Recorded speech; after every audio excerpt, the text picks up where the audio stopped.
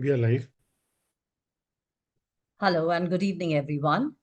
I welcome you all to yet another power-packed session of GuruSangam.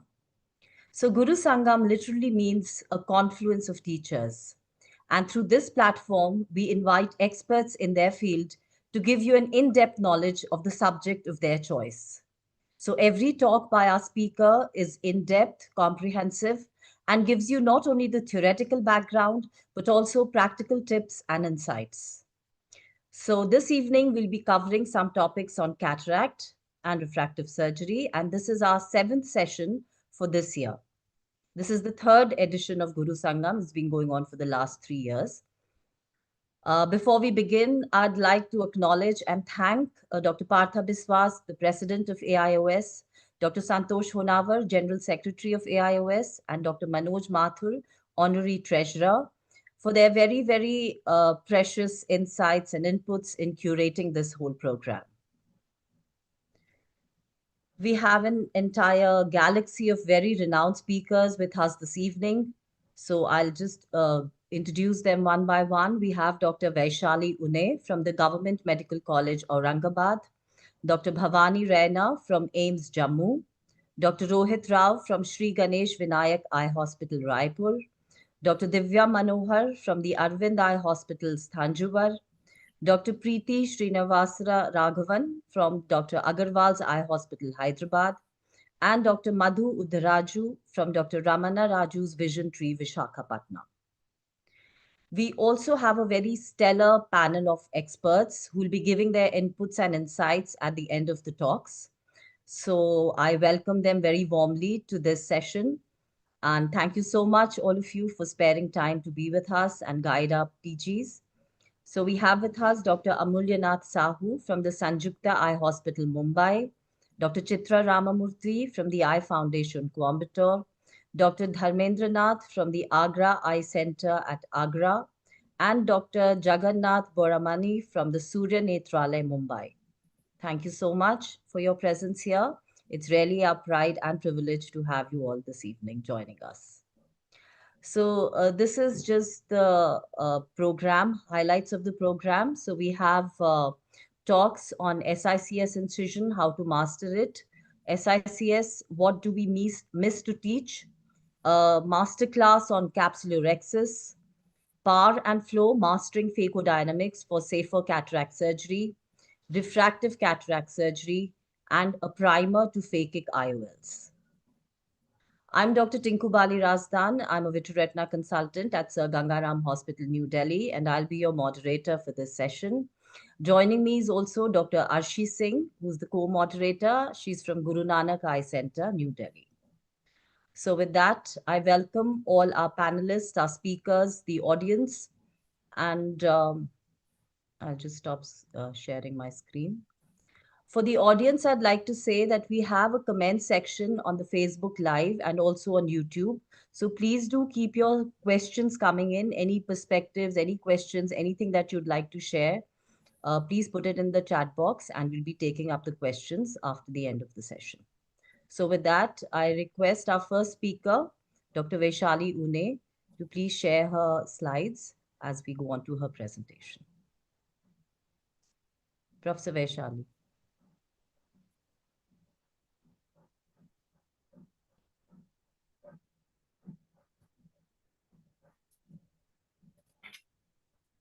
Good evening, everyone. At the outset, let me thank Dr. Santosh Honavar and team AIOS for this opportunity. And I'm feeling really honored to be here and teaching the most topic which is I'm very passionate about, that is a small incision cataract surgery. So I really thank, and with the formalities, let us begin with the topic of small incision cataract surgery, incision, how to master it. This is the outline of my talk, a brief introduction, then history, the limbal anatomy, the wound architecture, tunnel construction, factors affecting the astigmatism, and finally we'll talk about the complications and how to manage it. So introduction, as most of us are commonly doing the small incision cataract surgery, yet there are few people who are not doing small incision cataract surgery, and they are directly after extra capsular cataract extraction go away directly to the phacoemulsification.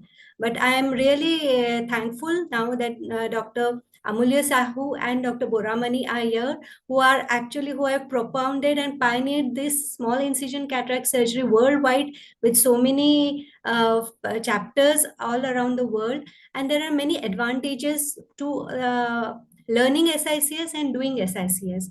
SICS does cater to a large volume of patients, and then it is not a machine dependent. So that I feel personally that is the biggest advantages, that you don't have to depend on the machine, and all the wound constructions and everything is done. Just a little learning curve is needed, and then our residents do it very well. By the end of third year, they have mastered the surgery very well. And of course, now with the newer innovations, and we are going from 6 millimeters to 4 millimeters to now almost 3 millimeters, and we are implanting foldable lenses also through them. So with this brief introduction, let me start my presentation. So, of course, students must always remember that history is very important, because what we are doing today is because of what our previous the scientists and the great surgeons have done, and we are evolved from them, and we are evolving further.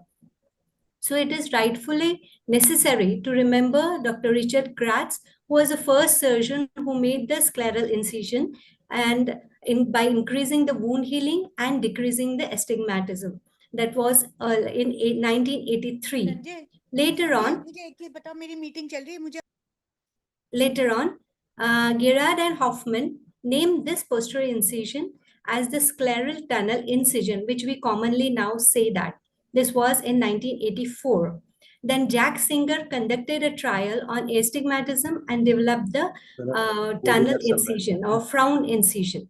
So we must really, when we say talk about the various incisions, the frown and the smile and straight incisions, we have Dr. Singer to thank about. And then there was Paul Ernest, who gave us a concept of the internal lip, thereby terming the triplanar wound, which is very important, and it is important for the self-sealing properties. So basically, we have the small incision cataract surgery, which we do not suture because of the proper triplanar incision, and hence it has a self-sealing properties. How? We will go further. So, friends, mostly my dear residents, it is important that you know the limbal anatomy perfectly, because if we do not know the limb anatomy, then we do not know where exactly we have to create the incision, and how it is going to be a triplanar and a perfect incision, so that we do not suture it and the wound is perfect and the patient has less or no astigmatism. So what it is important is that there are anterior limbal border, there's a mid limbal line, and the posterior limbal border. So it all is the first, just at the limbus, we have a blue zone, and later on the white zone and the sclera begins. So the termination of the Bowman's membrane, we have there we have the anterior limbal border, and then the blue zone converts into the white zone.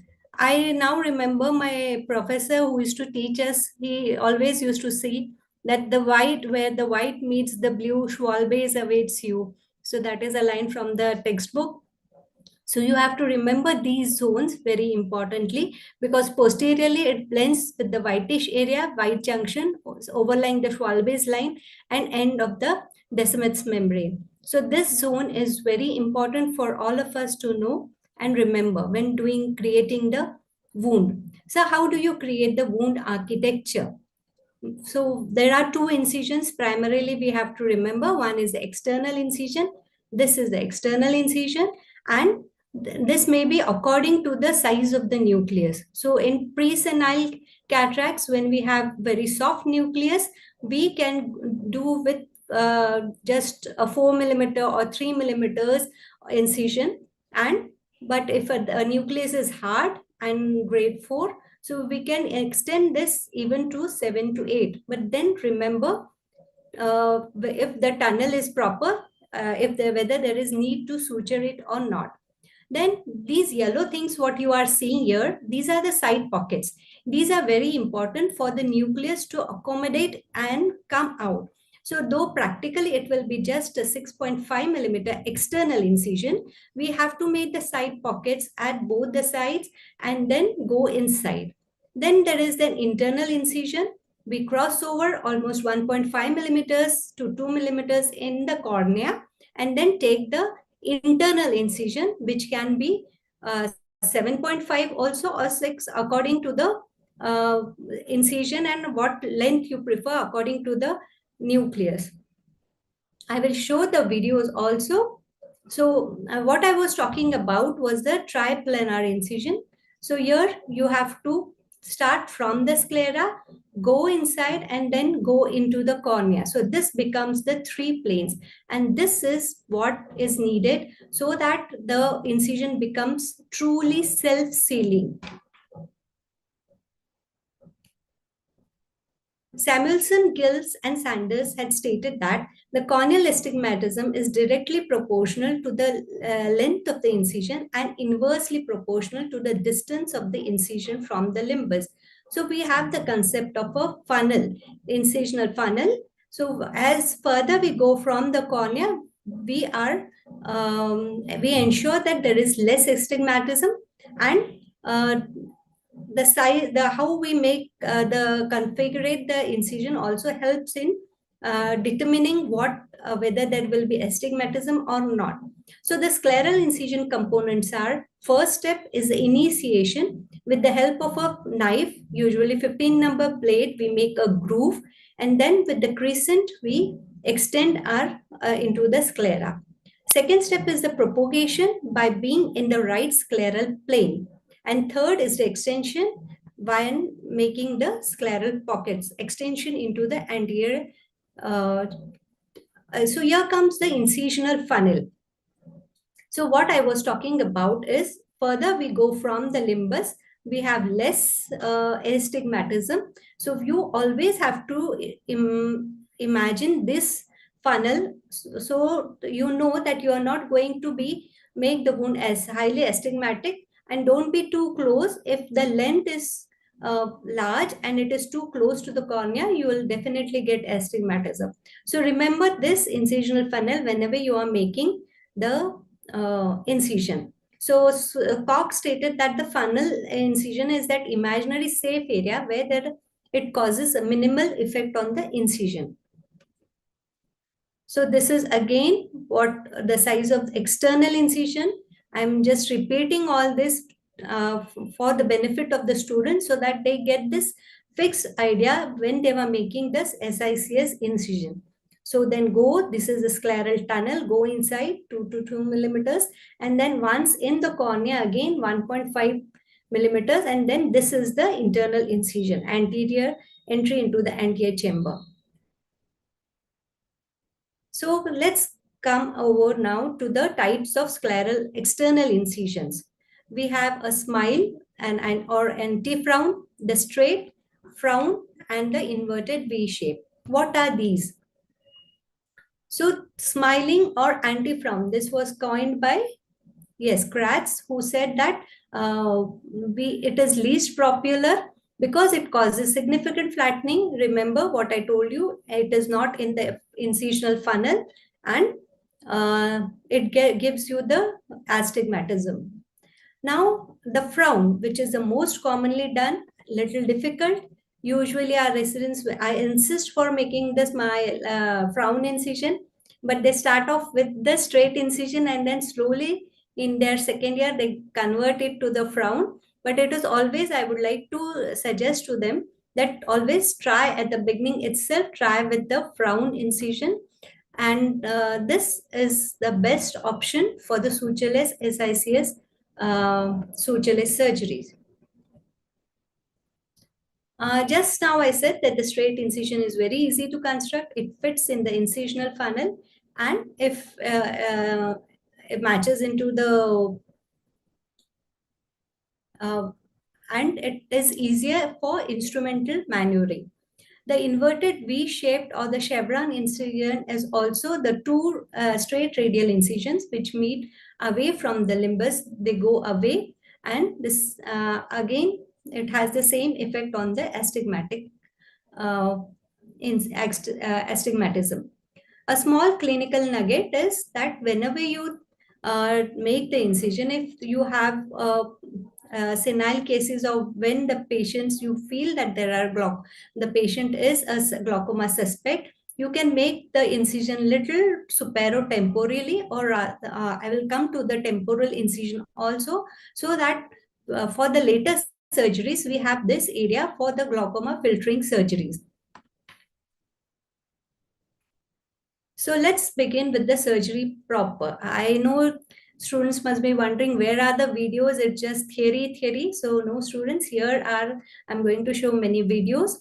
So what is the conjunctival? We'll start with the conjunctival peritomy. Before that, we have to give the anesthesia. It can be peribulbar, it can be retrobulbar, or even topical. If it is topical, because in as unlike the phacoincisions, in SICS surgeries, we have to take the superior rectus bridle suture. So if we are doing just topical, 0.5 to 1 millimeter injectable of lignocaine around the superior rectus area will also suffice, and you can do the surgeries. There are many advantages of taking the superior rectus bridle suture, because the eyeball then propels forward. You have a space at the 12 o'clock, because in SICS surgery, we work at the 12 o'clock area itself. And secondly, whenever during the nucleus also expulsion, it helpful, the superior rectus can be tightened or loosened accordingly. A point one I would like to make is, if we are taking a temporal incision, some surgeons prefer to take the lateral rectus incision suture as a bridle suture. I have personally no experience regarding it, though I have done many temporal incisions also, because the effect which a superior rectus bridle suture gives, that can't be availed by taking a lateral rectus bridle suture. So the conjunctival peritomy has to be done.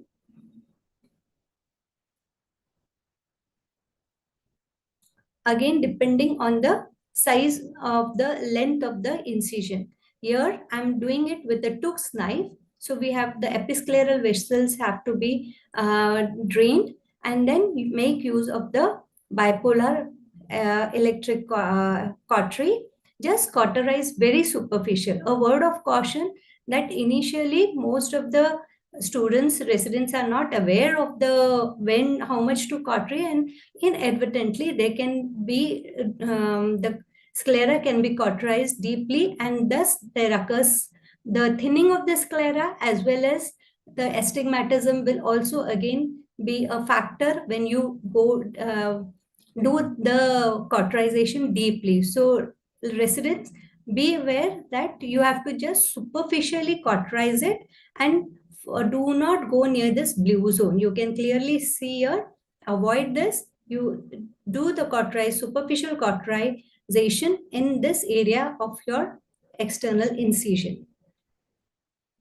So what are the different aspects? The size, shape, location, depth, width, and entry into the NTS chamber. So again, once that groove has been made, as you saw in the previous video, with the help of a crescent knife, you can deepen the groove and then slowly enter into the cornea, almost about 1.5 to 2 millimeters, and then change the direction of the blade, crescent knife, and cut it, and come out in that motion. See the wriggling motion of the crescent blade.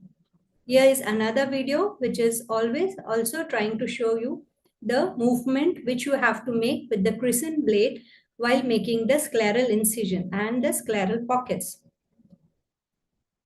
Now, the tunnel construction, which I have already shown you this diagram. If it is the external length, is almost 5 to 6 millimeters, and the scleral tunnel is dissected in the crescent blade in the wriggling motion, which I just showed you, and the side pockets are necessary.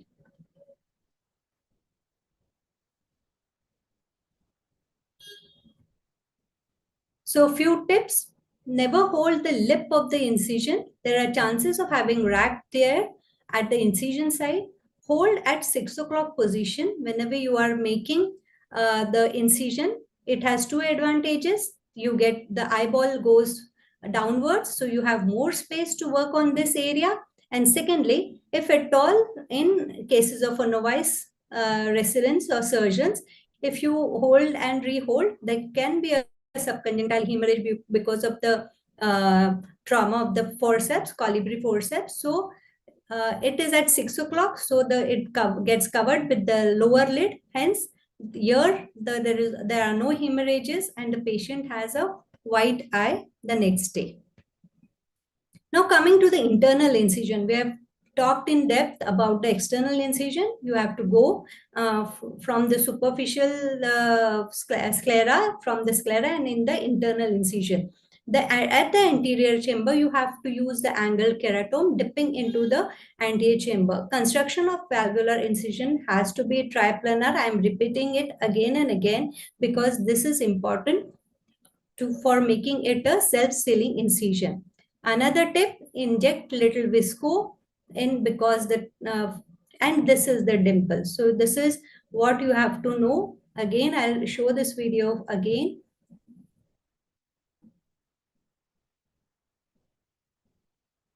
See again the sharp end of the, and then this is the dimple which you must see. Otherwise, it won't be a triplanar. It will just be a biplanar, and then the wound won't be self-sealing. So this is a uniplanar, this is a biplanar, and this is a triplanar incision. So these are the dimensions of the good, the poor, the length and the width is the short length, medium tunnel, and the long tunnel. So you have to be very accurate. It is not that small incision is just very simple surgery. You have to keep all these factors in mind to get a good patient the next day. So most important, again, square incisional geometry is important. The relatively short external incision with the tunnel that flares to a larger this, and geometric external incision shapes into the goods.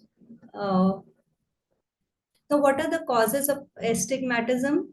The shape, length, location of the external incision, the salient features of the tunnel construction is that triplanar incision, superficial cauterization before tunnel construction.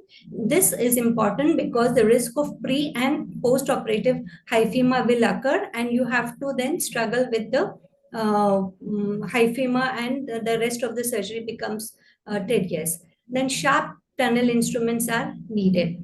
Stabilizing the sclera with tooth forceps, and judge the depth of half thickness sclerocorneal incision till you see clearly. Now, temporal in SICS, I have already talked about it. Whenever you need space for the this, and when there is an with the rule astigmatism, it is advantageous in the elderly, so that that helps in neutralizing the astigmatism. Again, you need to cover the wound properly with the conjunctiva because there's no upper lid when you do the temporal incisions.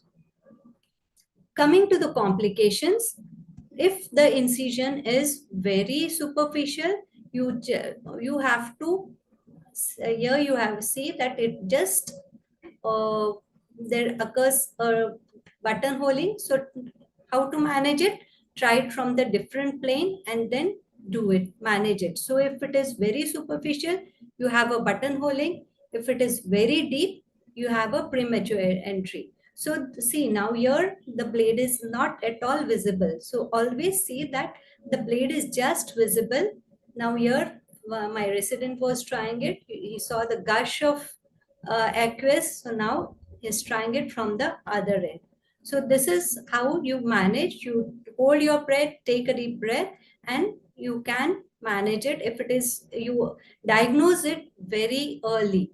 Otherwise, if you just go on, then there will be iris prolapse from this wound. Scleral disinsertion, when there is too deep an incision, this will definitely cause the scleral disinsertion, and again, risk of hyphema is there. Immediately suture the wound, and if it is possible, make a new entry anteriorly. Now, wound closure. A good wound closure can be a result of a good wound construction. So, injecting a BSS or lactate or air creates opposes the posterior corneal lip to the anterior part of the tunnel, sealing the wound. The side port is used to form the anterior chamber, and you see the full ACS formed very well with the help of the BSS. Do we need to suture? All along I've been telling that SICS, we do not need to suture if it is a triplanar self-sealing wound.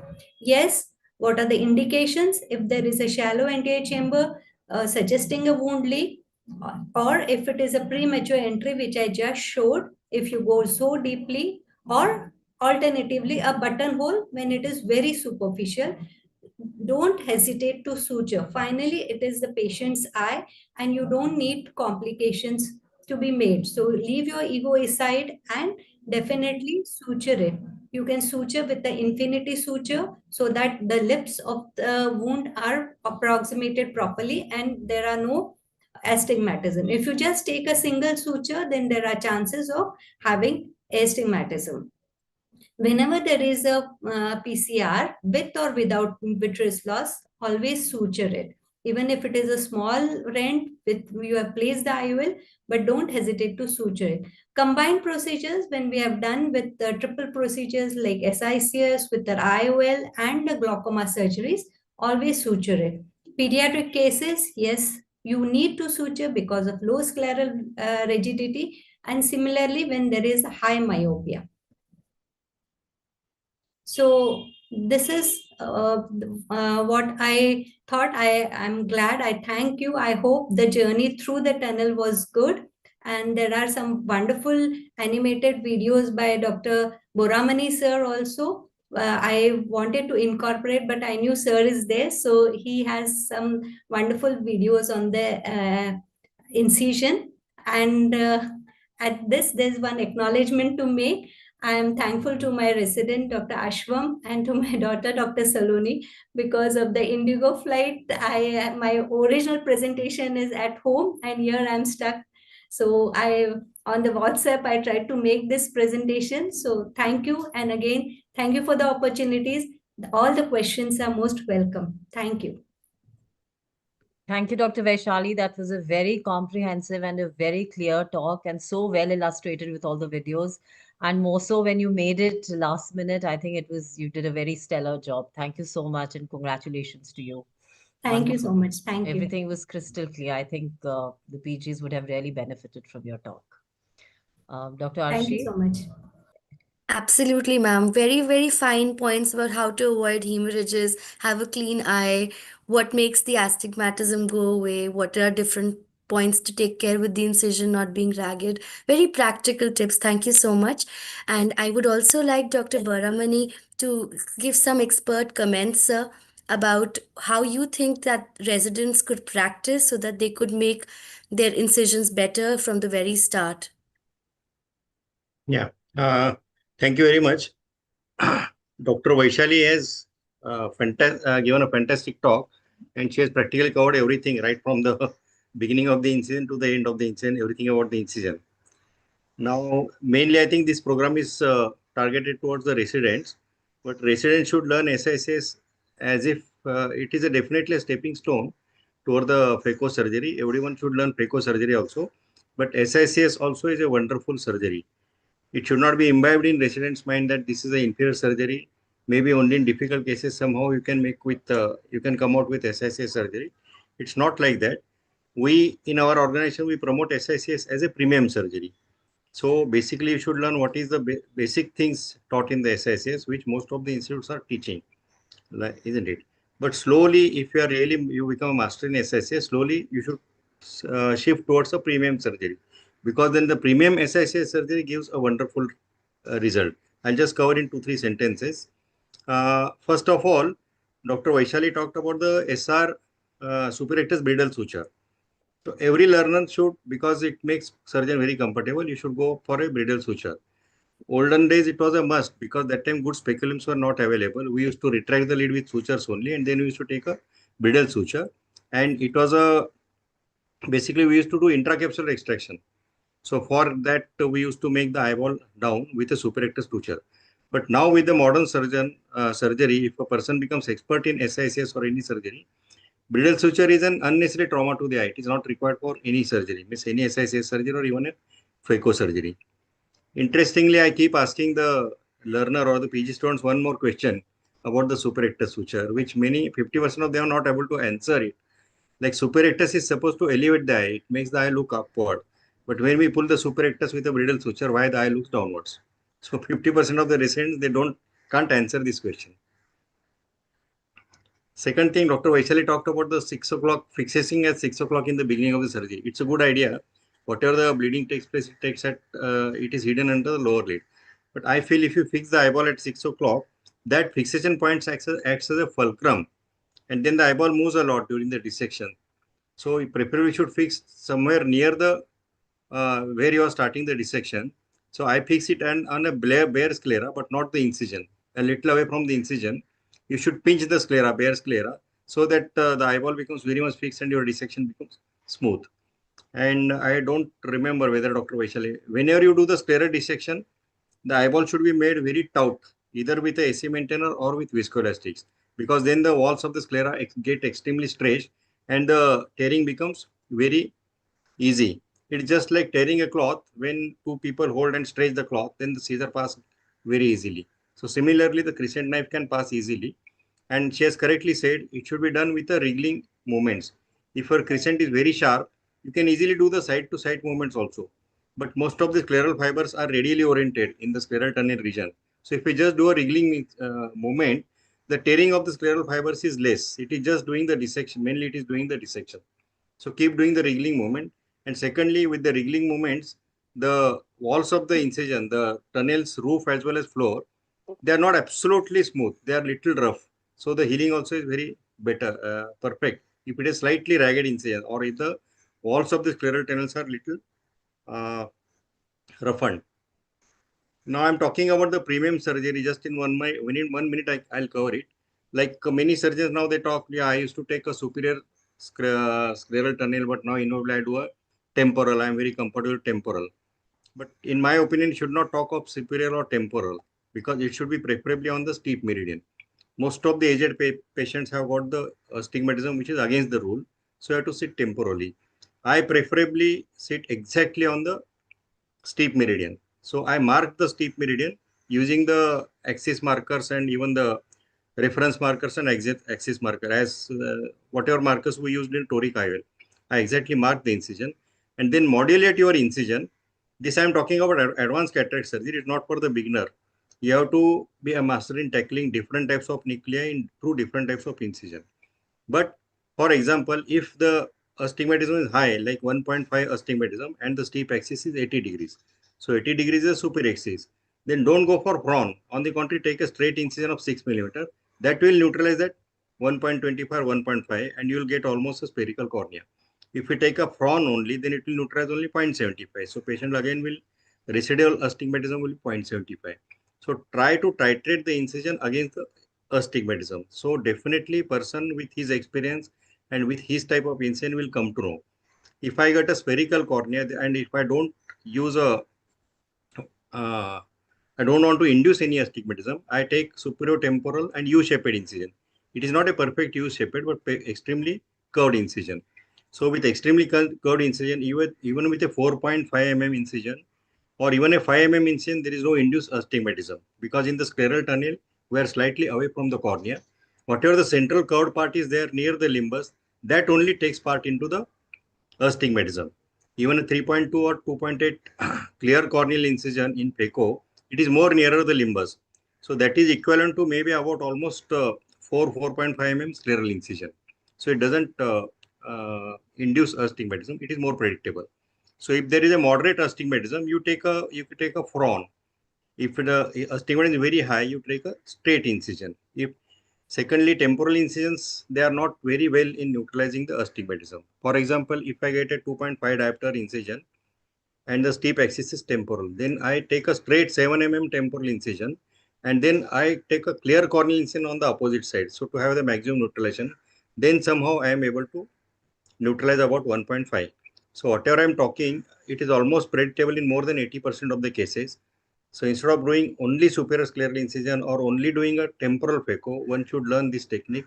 At least in 80%, 85% patients, you are going to give a very good result, and you can neutralize the astigmatism.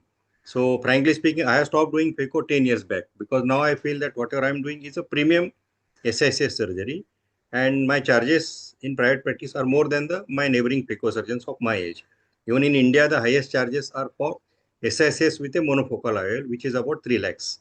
So this way we can promote the SICS also, and every student should learn both the techniques. He should be master of SICS as well as phaco.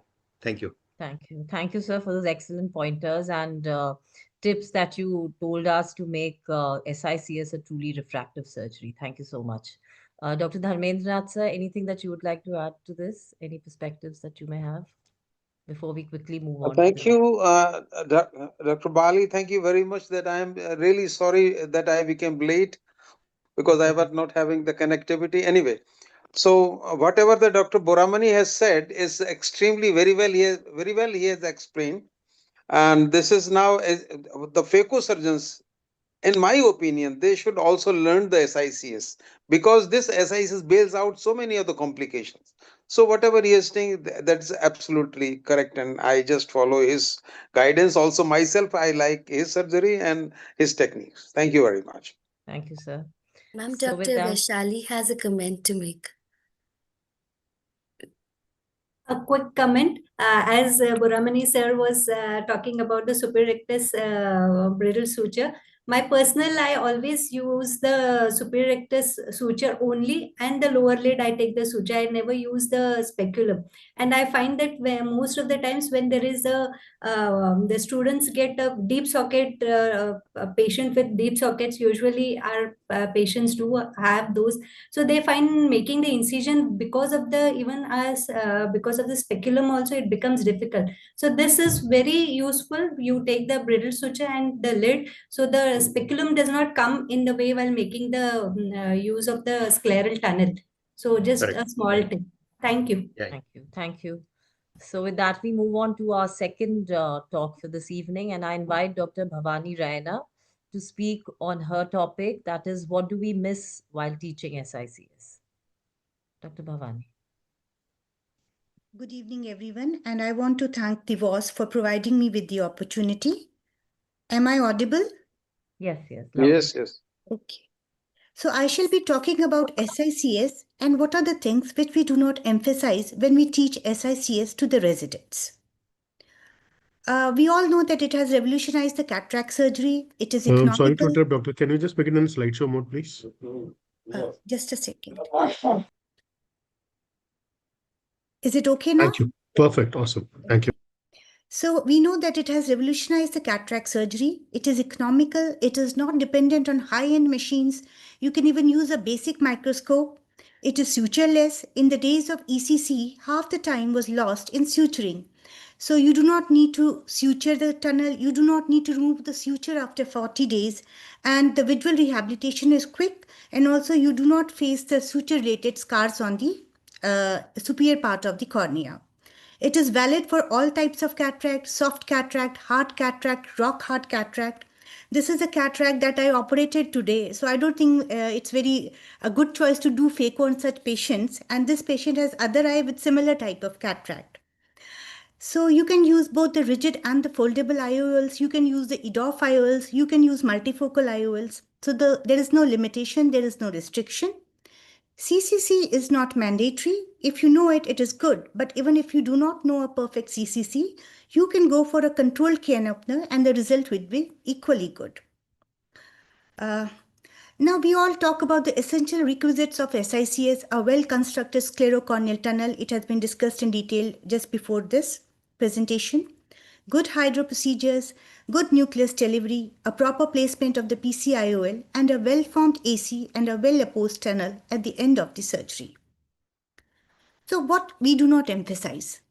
Ergonomics, that is designing the working system to fit the people.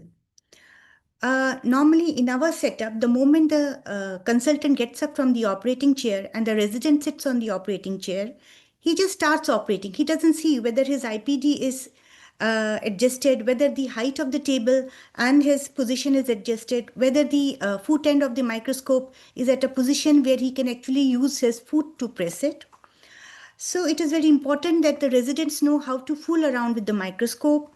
They should know the magnification at which they are comfortable, the intensity of the light, because they may not be comfortable with the intensity of light at which the consultant is working. They should have an idea about what is retroillumination, mixed illumination, direct illumination. So all these things are very important to deliver a good result. Instruments should be in good working conditions. Normally what happens is that residents start working with instruments that are already discarded. So it will have an effect on the overall outcome of the surgery, because the more you struggle, the more less good will be the outcome.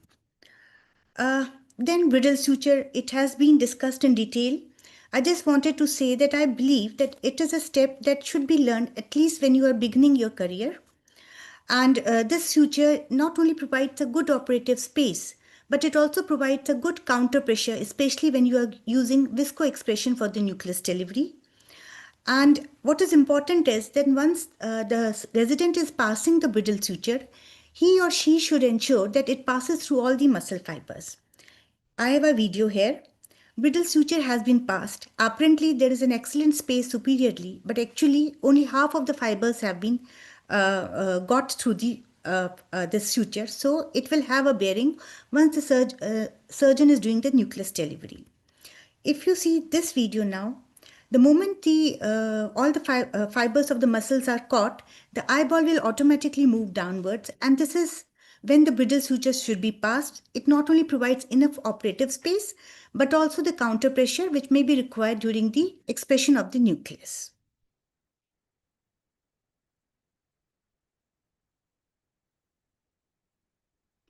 Tennant's capsule. We talk a lot about that the residents should make a very good conjunctival flap. It should be big. But we hardly lay a stress on the fact that the Tennant's also has to be removed completely from the scleral bed. Because if the Tennant's membrane is not completely removed, it keeps on bleeding. Also, the incision that is made on the scleral bed is not very crisp and sharp, because the Tennant's is a very gooey type of a membrane. If you see this video, so once the conjunctival flap is being made, the surgeon is ensuring that the Tennant's capsule is also being simultaneously removed from the scleral bed. And in my institute, because we lay a lot of emphasis on the removal of the Tennant's membrane, we do not use any cautery once we do the this small incision cataract surgery. Coming to the side ports are as important, if not more, as your main tunnel. So it is very important that you pre-decide the location of your side ports. If you're operating on the right eye, then either your side port should be at 9 or 7 o'clock position. And if you're operating on the left eye, then it should be either at the 3 o'clock position or the 5 o'clock position. The idea is, if you make the side port to the same clock hour every time, it will only make your steps more perfect.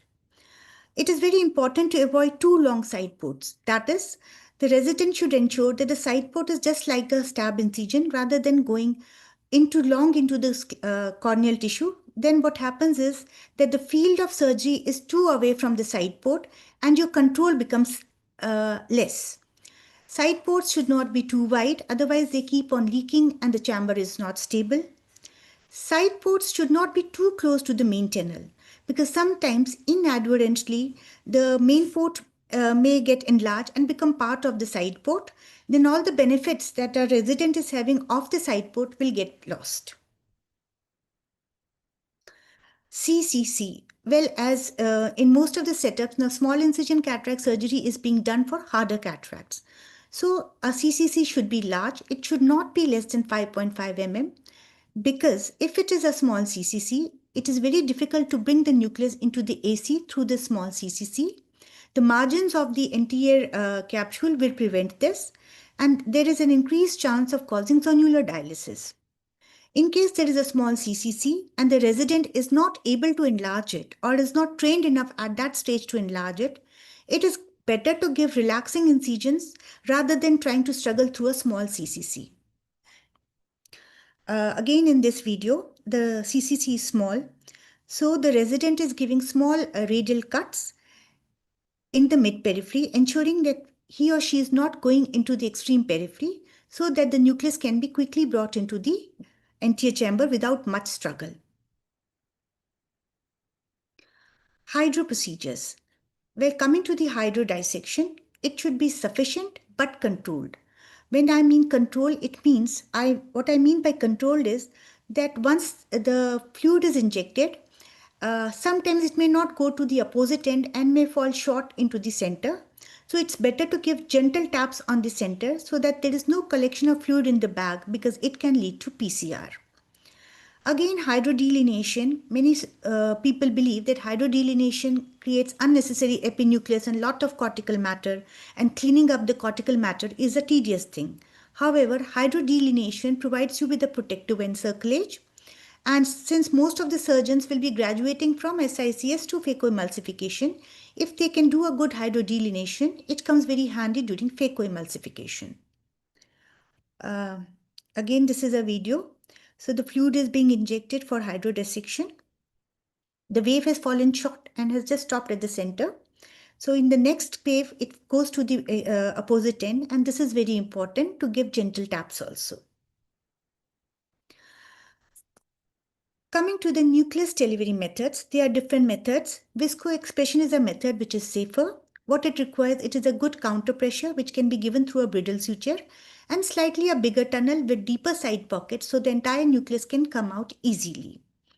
Many surgeons use wire vectors also, especially if you have a hard nucleus.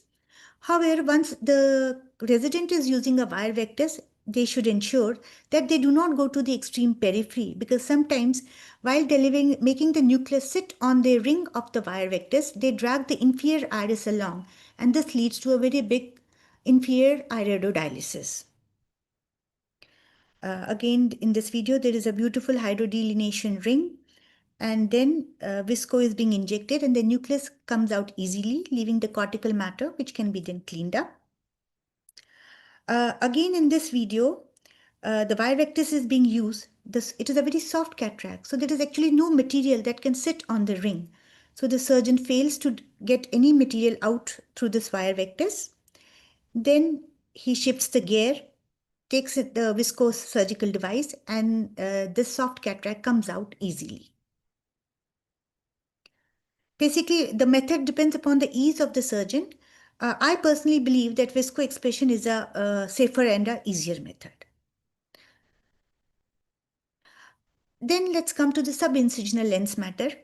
Many times the residents struggle with the subincisional lens matter, and once you are using a Simcoe cannula, just using the Simcoe cannula directly under the main incision is very difficult. An easier way is to make another side port which is opposite to the subincisional lens matter, and then use the Simcoe cannula to just take out the cortical matter, just as shown in this video. One additional side port will not will not spoil your surgery, but struggling with the Simcoe cannula through the main port, trying to get the subincisional cataract can land up you in a trouble. Coming to the IOLs, well, in small incision, the beauty is you can use any type of IOL. Most of the residents nowadays are, accustomed to using a rigid IOL. They know how to dilate. They have got holes on the optic, and it is easier. But since most of us now are using foldable IOLs, even for small incision cataract surgeries, so you have to learn and keep certain things in mind. Proper loading of the IOL is very important, especially if you are not using preloaded IOLs. This video is of 2 days only. So if you see, the resident was trying to load the IOL, but it is an Adolph lens, but unfortunately the trailing haptic loop is placed at a wrong position. So although she is trying to just load it properly, but the haptic is not, the curvature of the haptic is not right. So what will happen is once she will put it into the eye, she will have problem in dialing. So proper loading of IOL is very important. Keeping the cartridge angle down so that the leading haptic goes into the bag makes your things much easy. When it comes to foldable IOLs, the hydrophilic IOLs, these are easy to dial because you just need to push them and the trailing haptic will go. However, with hydrophobic IOLs, they are not as malleable. So sometimes you have to struggle in pushing the trailing haptic into the bag. And sometimes the struggle is so big that you can have a capsular damage. This is a video. If you see, the leading haptic has gone in. The surgeon is struggling with the trailing haptic. And in spite of all the best efforts, maybe he's or she is trying to dial it through the wrong incision site. What happens is that after all the struggle,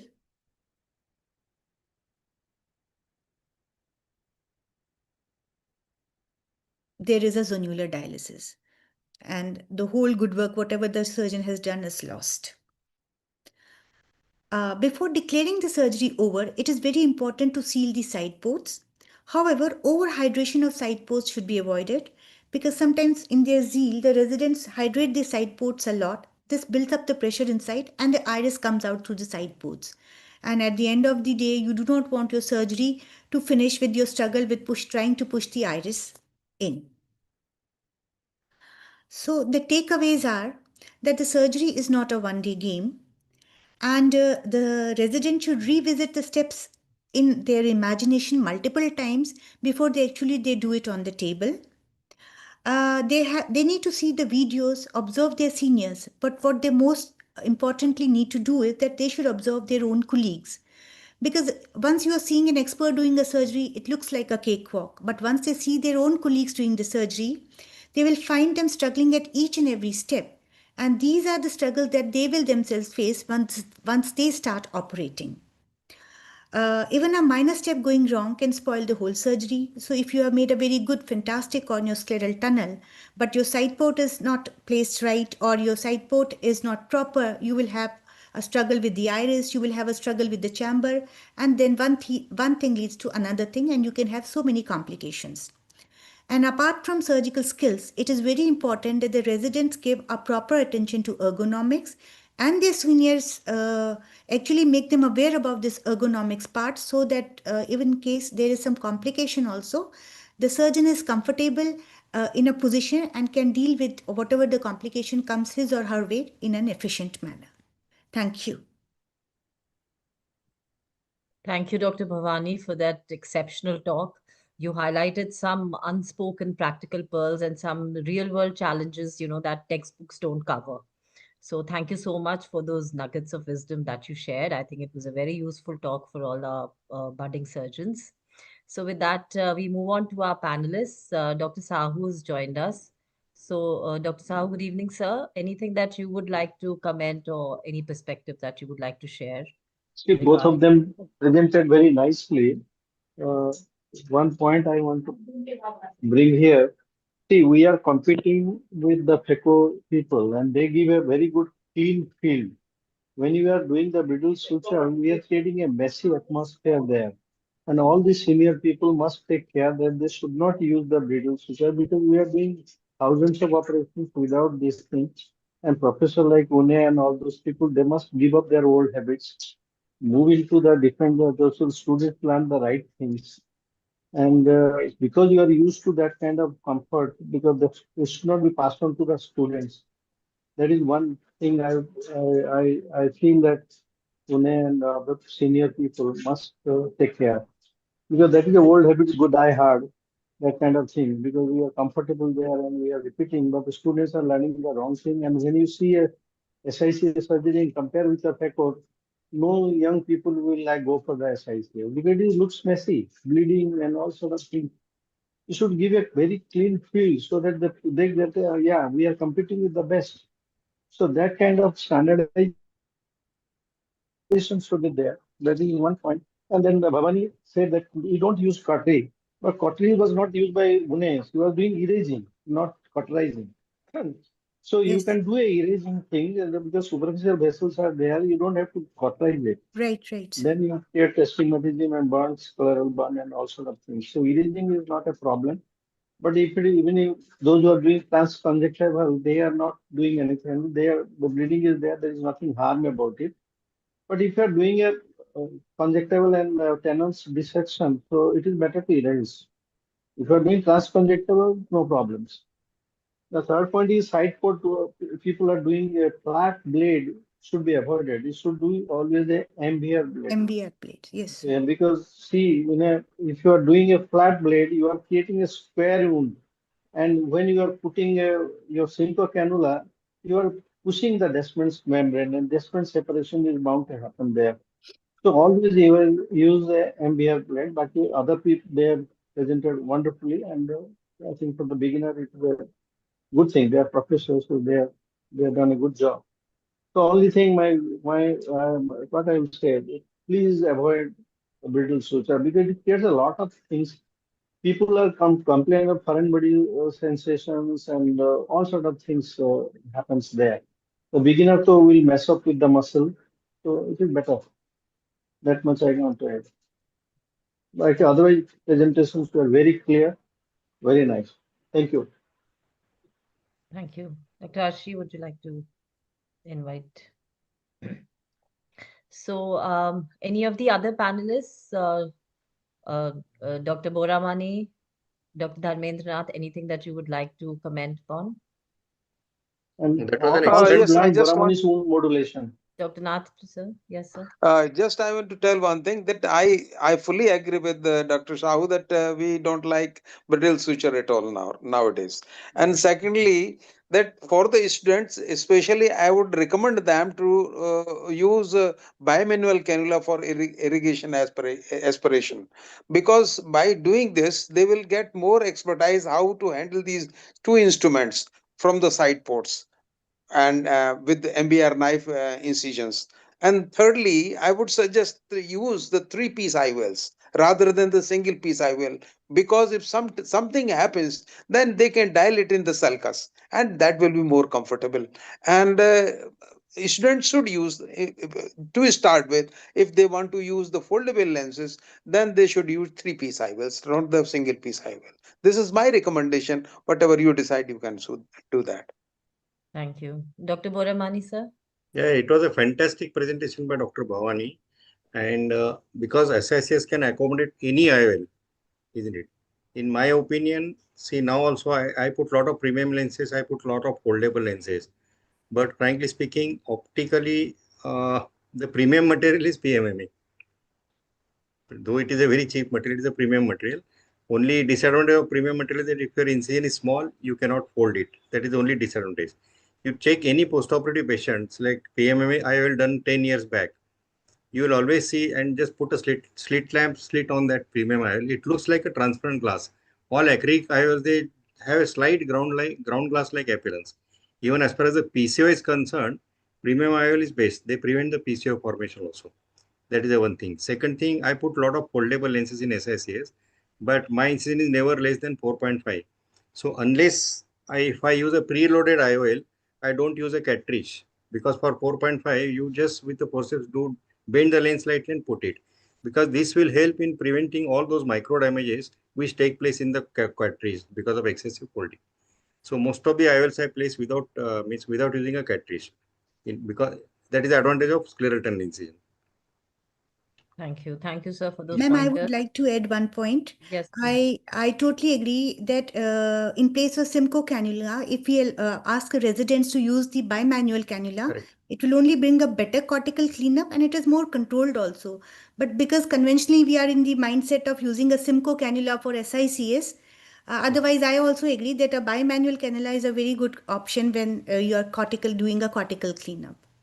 Correct. If Ma'am, you, another yeah, thing to add would be if the students also are using AC maintainers, you Yeah. can actually use an irrigation Right. cannula with it, and it kind of gives you a feel of a IA. Also, they learn how to do a Blumenthal technique whenever they use a AC maintainer, which is something that a lot of residents don't end up learning. A question to our expert panelists would be, all the teachers, how often do we actually use the rubrics that are out there for competency, the Oscars provided by the EO? And have you seen any change in performance matrices about your students after using these? If I may answer, Yes. yeah, good evening. We at Arvind use the Oscar score for all our trainees, and it is quite helpful because it's filled both by the surgeon themselves and also by the trainers. So both the trainee and the trainers fill themselves, so they know where they are standing. So I think Oscar score is something that can be a game changer. Yeah. Can I come in here? Yeah, please. Yeah, I am very fond of AC maintainer. Right from 1997 onwards, I use AC maintainer for all the cases. Apart from that irrigation aspiration part, AC maintenance has got tremendous advantages. But many times I feel surgeons feel that it's a very hyperdynamic surgery, and many people they try it and but leave it. Very few people are using AC maintainer. But AC maintainer is a boon not only for SICS surgeon but even for phaco surgeons, because it prevents the surge because continuously irrigation is going on. So when you take a side port only with MVR, it is about 0.9 millimeters. So through 0.9 millimeter, a Simcoe cannula, double barrel cannula cannot pass. So invariably their side port is bigger one, which they do with the 15-degree angle blade. So that is comparatively large side port. So when I use AC maintainer, I use only the aspiration part of the bimanual, not the irrigation, which can easily go through the side port, and the suction is done manually with a 5 cc syringe connected to that aspiration cannula with a silicone tubing. So it's a controlled aspiration because control is in my hand, not in my foot. So the aspiration is very easier. So with AC maintainer, it's almost like a bimanual irrigation aspiration. Thank you, sir. I think all the senior people must train their students in this AC maintainer because it's a wonderful thing. Wonderful thing. Yeah. One more thing I want to mention here that many people have got the feeling that SICS cannot be done under topical anesthesia. It can be very well done under topical anesthesia. I am perhaps the first person in India to start topical in SICS from 1997 onwards. Only thing is that because person wants to do heroic surgery, he should not go for topical anesthesia. Surgeon should do whatever he is comfortable with. If the person is really comfortable with block, he can give the block. But SICS can very well be done under topical anesthesia. I have done live surgeries under topical anesthesia. Sometimes PC rupture during live surgery under topical anesthesia. But I did vitrectomy also under same topical anesthesia. There is no problem. Topical anesthesia, everybody should do. There is no problem. Okay, that's something that I didn't know that SICS could be done. So is that the norm, Dr. Vaishali? Do you also do topical? One more thing, advantage of topical anesthesia in SICS is that you need not be strictly topical. If you feel that patient is slightly having pain, your conjunctiva is always, peritomy is always there. So with a blunt cannula, you can always push anesthetic under the Tenon capsule, isn't it? But whatever promise is given to the patient that it is a prickless surgery remains prickless because that thing he will not come to know that you are giving subtenon. And if required, you can use the intracameral also, easily. But for the patient, 90% time it is not necessary. Injection. Beg your pardon? 90% time not necessary. Most of it is not necessary, but for a patient, it remains a surgery without injection. Thank you, Dr. Boramani, for those very excellent pointers and some very innovative ideas. Thank you so much. So at the end of these two talks, I think one consensus that everyone's reached is that superior rectus sutures should gradually be phased out. Maybe the beginning stage they're fine, but as you graduate to more experience, you should try to avoid giving superior rectus sutures. And thank you for those pointers on telling us that SICS can also be done topically. So with that, we move on to our third talk, and that is by Dr. Rao, and this is a masterclass on Capsulorhexis. So Dr. Rao, looking forward to your talk, and I invite you to share your slides. Keep it running. Good evening, everybody. Hopefully my screen is visible. Yes. First of all, I would like to thank AIOS for this opportunity. And I would like to tell Boramani sir that last time when we were giving a talk and you suggested that we should do without rectus. So now I have shifted to doing SICS without rectus, and I am feeling personally that it is very good and I am able to do that very easily. Thank you. Thank you. So let's proceed with the lecture today. That is Capsulorhexis masterclass. I don't have any financial interest. So first, we have to understand in initial days, we have to have a good case selection. Good case selection. Then the stability of the globe should be proper. You should hold properly. The staining should be very good. And the capsular flap, when you are doing that time, it should not crumple. The AC should be maintained deep. You should use side ports, and if required, you can magnify. And the handling should be very much adramatic, and use forceps whenever you have difficulty. And if your cornea is becoming slightly dry, you can put some visco or some saline drops on the cornea. Now I prefer doing a big rhexis so that a big hulk like this big nucleus can come out easily from a bigger rhexis. So we'll just go forward with this thing. बड़ा है तो बेहतर है. Next, how do you make a cystitome? You can use both cystitome or a utrata forceps for making rhexis. There are two bends. First one is at the tip and second is near the hub.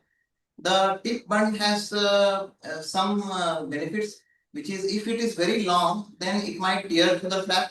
If it is very short, it cannot have proper grip. And the second bend, if it is very shallow AC, you should bend it too much, make it slightly acute. And if the AC is deep, you can make it slightly obtuse. So here in this video, you can see that the needle holder is being used to bend the first bend at the hub tip and second one at the hub. Now you can see there are three cystitomes. The first one, the tip is very big, which will tear through, and the second tip is adequate tip, and the third one is very small, which will have poor grip. Now trifine blue staining. Uniform staining is very important, otherwise you will have some patches which are not visible and you will have difficulty. Always avoid washing the blue very vigorously, otherwise it will irritate the iris and make the pupil very small. Here you can see that I am injecting the trifine blue dye. It should be evenly distributed so that it is stained properly. If required, you can tap on the cornea little bit and avoid vigorous washing of the blue. Next, we go ahead and inject some visco to remove the air bubble. Sometimes air bubble removal is slightly difficult. So what to do that time? What you can do is you can use a hydro cannula. Just go inside with the hydro cannula and gently aspirate it. Sometimes if it is not coming with visco, aspiration is slightly easier in such cases. Now coming to the main part, which is how to do a rhexis. First, never disturb the cortex. Most of the residents, what they do, they just make a small leak and then they will rub on the cortex like anything, and then where is the capsule, where is the cortex, nobody knows. So it becomes all messy. Here you can see that even I am not able to visualize where is the capsule. So what is the correct technique? So you stabilize the globe properly, try to have a good red globe if possible, and then gently lift the flap from the center. Slowly fold the flap, and as you proceed further, you keep folding the flap and make the flap flat on the lens. Otherwise, what will happen? You will not be able to see what you are holding and what you are doing. Everybody has an eye on the cutting edge of the rhexis, but I say that you should have an eye on the flap of the rhexis, because that flap will guide to the what is the size of the rhexis and whether you are doing properly or not. Now comes a good point is how to manage the rhexis flap near the side port. It is a very tough spot to do rhexis. Common mistakes, what happen is capsular flap will come out of the side port. Then you are unable to rotate and leads to extension of the rhexis. So the trick is to anchor the flap slightly away from the cutting edge and then use broad strokes. Here you can see that I am holding slightly away from the rexis. Here the pulling forces will convert into pushing forces.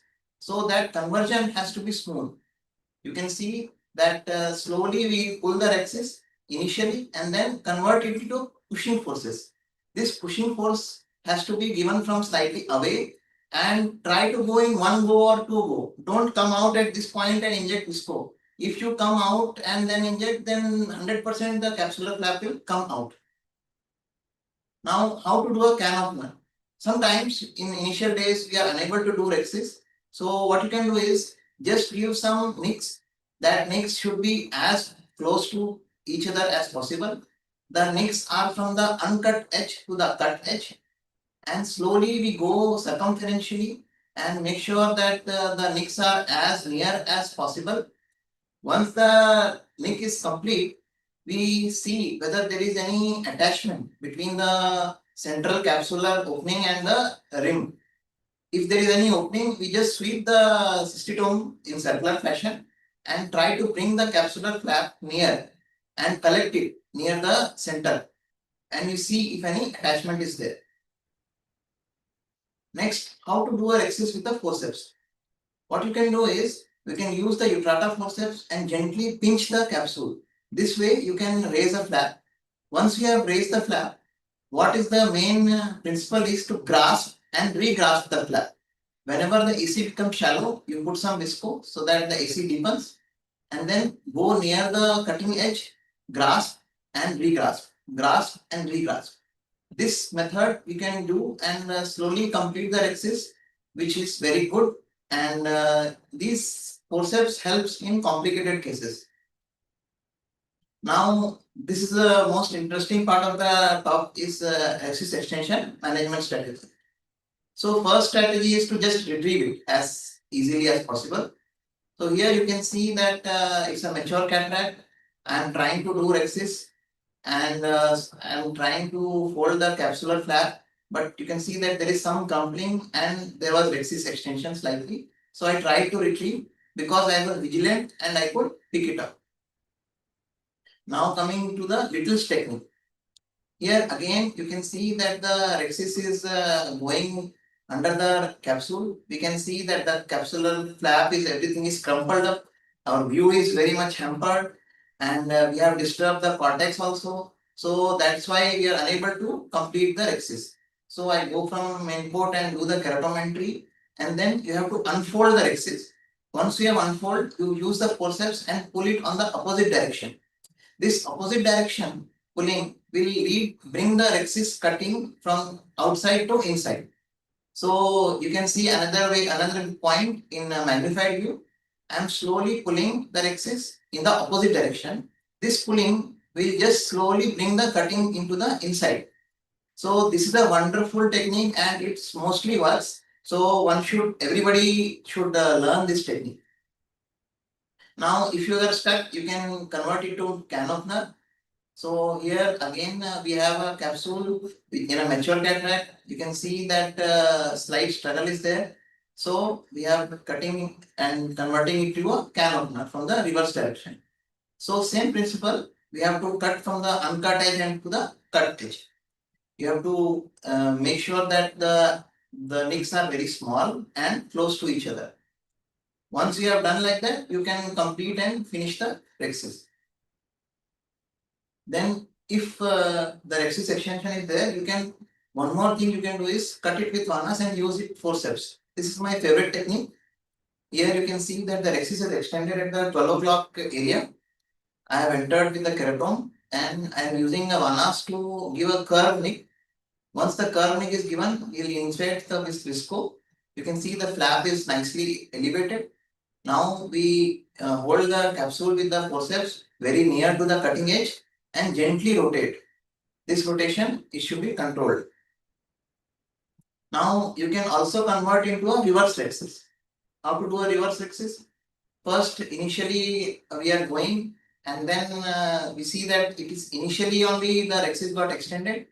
So we inflate the chamber and then we take the cystitome and make another nick on the reverse direction.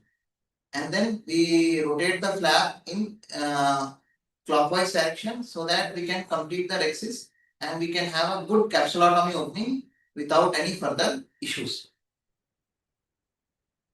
Now, this is one technique which I have devised.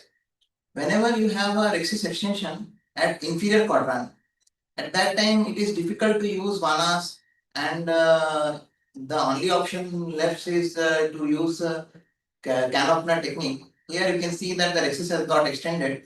So what I do is I go and make a linear neck from tail clock to the center.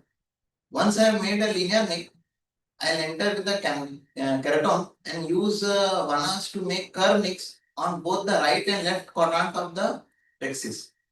With this curve nick, we have some flaps. These flaps can be used with the forceps and gently rotate and complete the rexis. So this becomes very easy and useful for residents. Now, how to manage small rexis? Small rexis could be very dreadful and can lead to important, very difficult complications like zonular dialysis or aphakia. So one can convert into canopner. Here you can see it's a mature cataract, brown black cataract with a slightly mid-dilated pupil. So due to the fear of rexis extension, the surgeon is making slightly small rexis. And with this small rexis, it will be difficult for the nucleus to come out. So what you can do is you can do few relaxing cuts. If the rexis is asymmetric, and so you can give in some quadrants, and if the rexis is very small, then you can give in all the 360. Then you can use a curve cut like this and use forceps. Here you can see that the mature cataract with a small rexis, we are using vanas to make a small flap, and this flap will be our guiding force where you can hold with the rexis forceps and gently rotate. This gentle rotation, we can achieve a good rexis. Another way is you can do a double rexis. Here we have a HMSC cataract with some fluid pockets. So I'm doing a small rexis just to avoid any Argentina flat sign, and gently I'm rotating, making sure that the flap is under control. Once I have completed the rexis, now I again go ahead with the double rexis. This way, the risk of Argentina flat sign is reduced, and the interventricular pressure is also reduced. Slowly you can complete the rexis. Now, if you have a small rexis frequently, then this technique will help. It's an imaginary square technique. Here, what I have devised is, whenever you are making commonly small rexis, it is because due to improper flap management. So once you have lifted the flap, you imagine a square, and exactly at the corner of the square, you gently rotate the flap. This rotation has to happen at the corner of the flap. So I go towards the 6 o'clock, and exactly when I reach the corner of the flap, corner of the square, I rotate the flap. This corner will give you a guiding force, and gently you can complete the rexis, and which is adequate size. Now, when the rexis is when the pupil is very small, that time also it is difficult. So what you have to do is you have to go under the iris. You should always make a adequate size rexis. For that, the flap size will be a guiding force whether the rexis is adequate or not. If the flap is moving very smoothly and it is nice big size flap, that means our rexis size will be adequate. If the flap gets stuck, that means there is some amount of extension. So this way you can do a blind rexis. And if you are having difficulty, you can also use iris hooks, which can have good visualization of the rexis.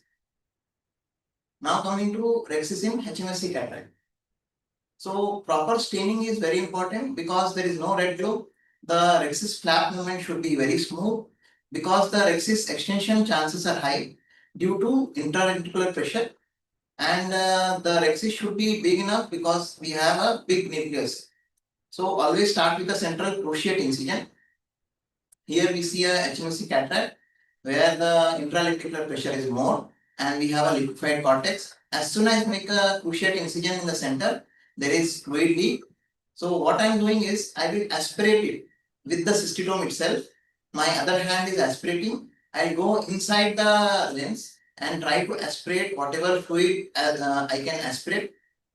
And once the interlencular pressure is reduced, we inflate the anterior chamber, go with the keratome and enter the IC. And now you are using forceps, because such cases, forceps will give you good stability and the case will be easier to manage. Now coming to Argentina flag sign. Very commonly, here you can see that my resident is operating, and due to inadvertent excess pressure on the lens and raised interlencular pressure lands up in Argentina flag sign. So what I have done is, we are going from the main port, we are using our vanas and making some curved flap cuts. These flap cuts will give you good flaps. These flaps we'll use with the with the forceps and gently convert it into rexis. In Argentina flag sign, our main goal is to have as much rexis as possible. Once you have converted into rexis, you can place the 3-piece IOL in a sulcus. Now coming to a big brown cataract. Sometimes we'll have such cataracts, so the glow is very poor because and the nucleus should be very big. So we have to have a very big capsulorhexis. In such cases also the same principles apply. Where we have to make a small nick at the center. We gently rotate the flap and make sure that the flap is flat on the lens, and we have to make a big rexis. If you make a big rexis, the surgery will be very smooth and the nucleus will come out atraumatically and zonular stress will not be there. Thank you. Thank you, Dr. Rao, for that very well illustrated and very practical talk. You not only highlighted the finer nuances of doing a good rexis, but also highlighted the troubleshooting maneuvers that every budding surgeon should know. So thank you and congratulations for a wonderful talk. So with that, we move on to our panelists, and I invite Dr. Dharmendra Nath for his comments on this or anything that you'd like to add, sir. Thank you so much, Dr. Bali. Dr. Rohit has done wonderful job and he has elaborated most of the things. The few things I just want to tell that every student should have a practice on capsular cystitome as well as the forceps and vana seizures. They are the three major instruments which will help you in making a good rexis.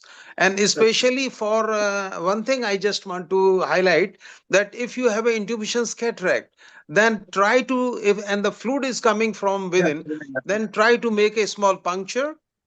uh, Something is wrong. So go ahead, sir. We Anyway, can hear you, sir. or you can, so Yes. try to make a baby rexis, a small rexis. I think you can understand what I mean. And then after you just wash it off, the fluid wash off, then the total decompression will be there, and then after you can switch on to the main rexis. And secondly, that as Dr. Harvanslal says, that if intuitions cataract is there, then just massage over the anterior surface of the capsule, so that there the fluid is equally distributed in the whole of the inside the lens, and then after you can do the rexis. So they are the few things that you have to practice by your own, rather than having so much of the complications. So better to take a baby rexis and massage. Two things I want to just highlight. Thank you, sir. Thank you. So Dr. Jagannath, sir. Yeah, it was a fantastic talk. I learned so many things today from his talk. I just wanted to highlight one thing. If the capsule starts going peripherally, basically capsulorhexis, there is always a centrifugal force because of the zonular stress and the typical shape of the convex shape of the entry capsule. That's why we want to make the chamber deep so that the convexity is suppressed. And with the needle or the capsulorhexis forceps, now you are putting a centripetal force on the capsule. So our centripetal force and the centrifugal force, there is a balance between these two, and the rexis starts moving towards it goes tangentially.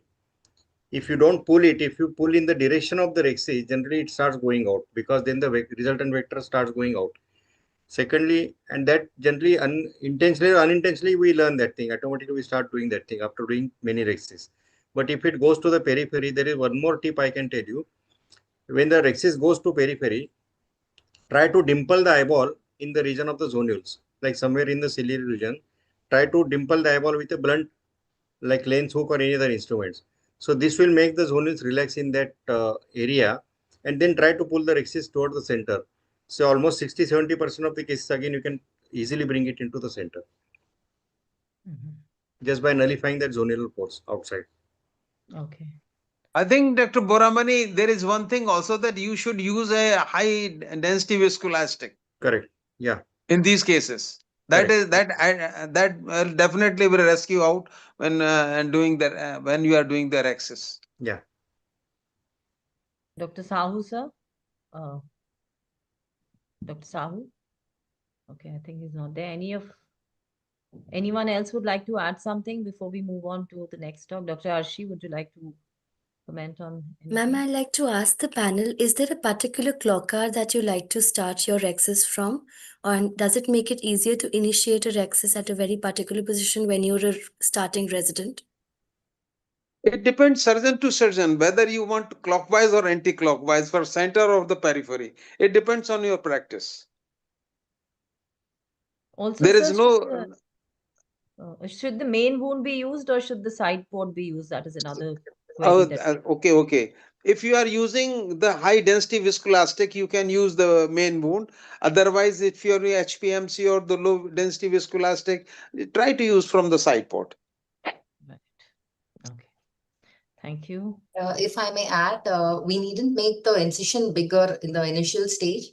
So we can just make like a stab Yes. incision, just enter and then use dispersive viscoelastic, and then you can complete your rexis. So that way your anterior chamber is well formed and Yes.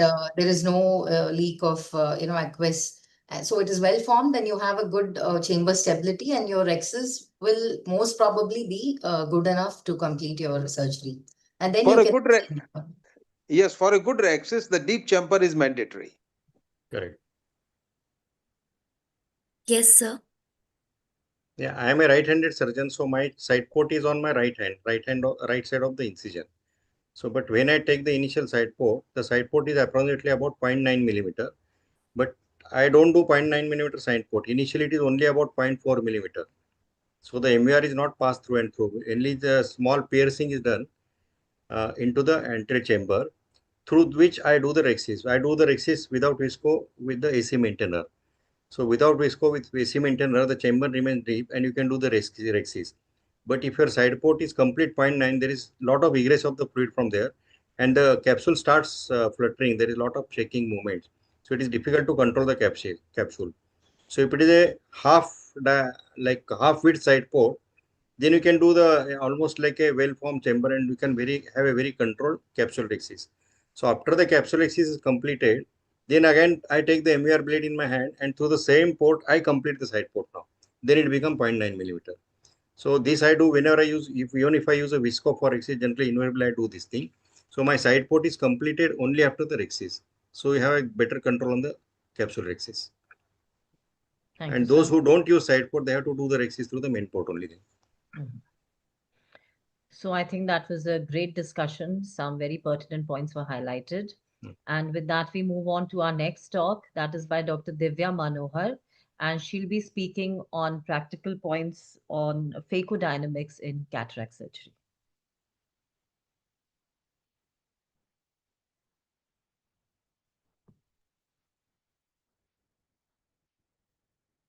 Dr. Divya, we can see your slide.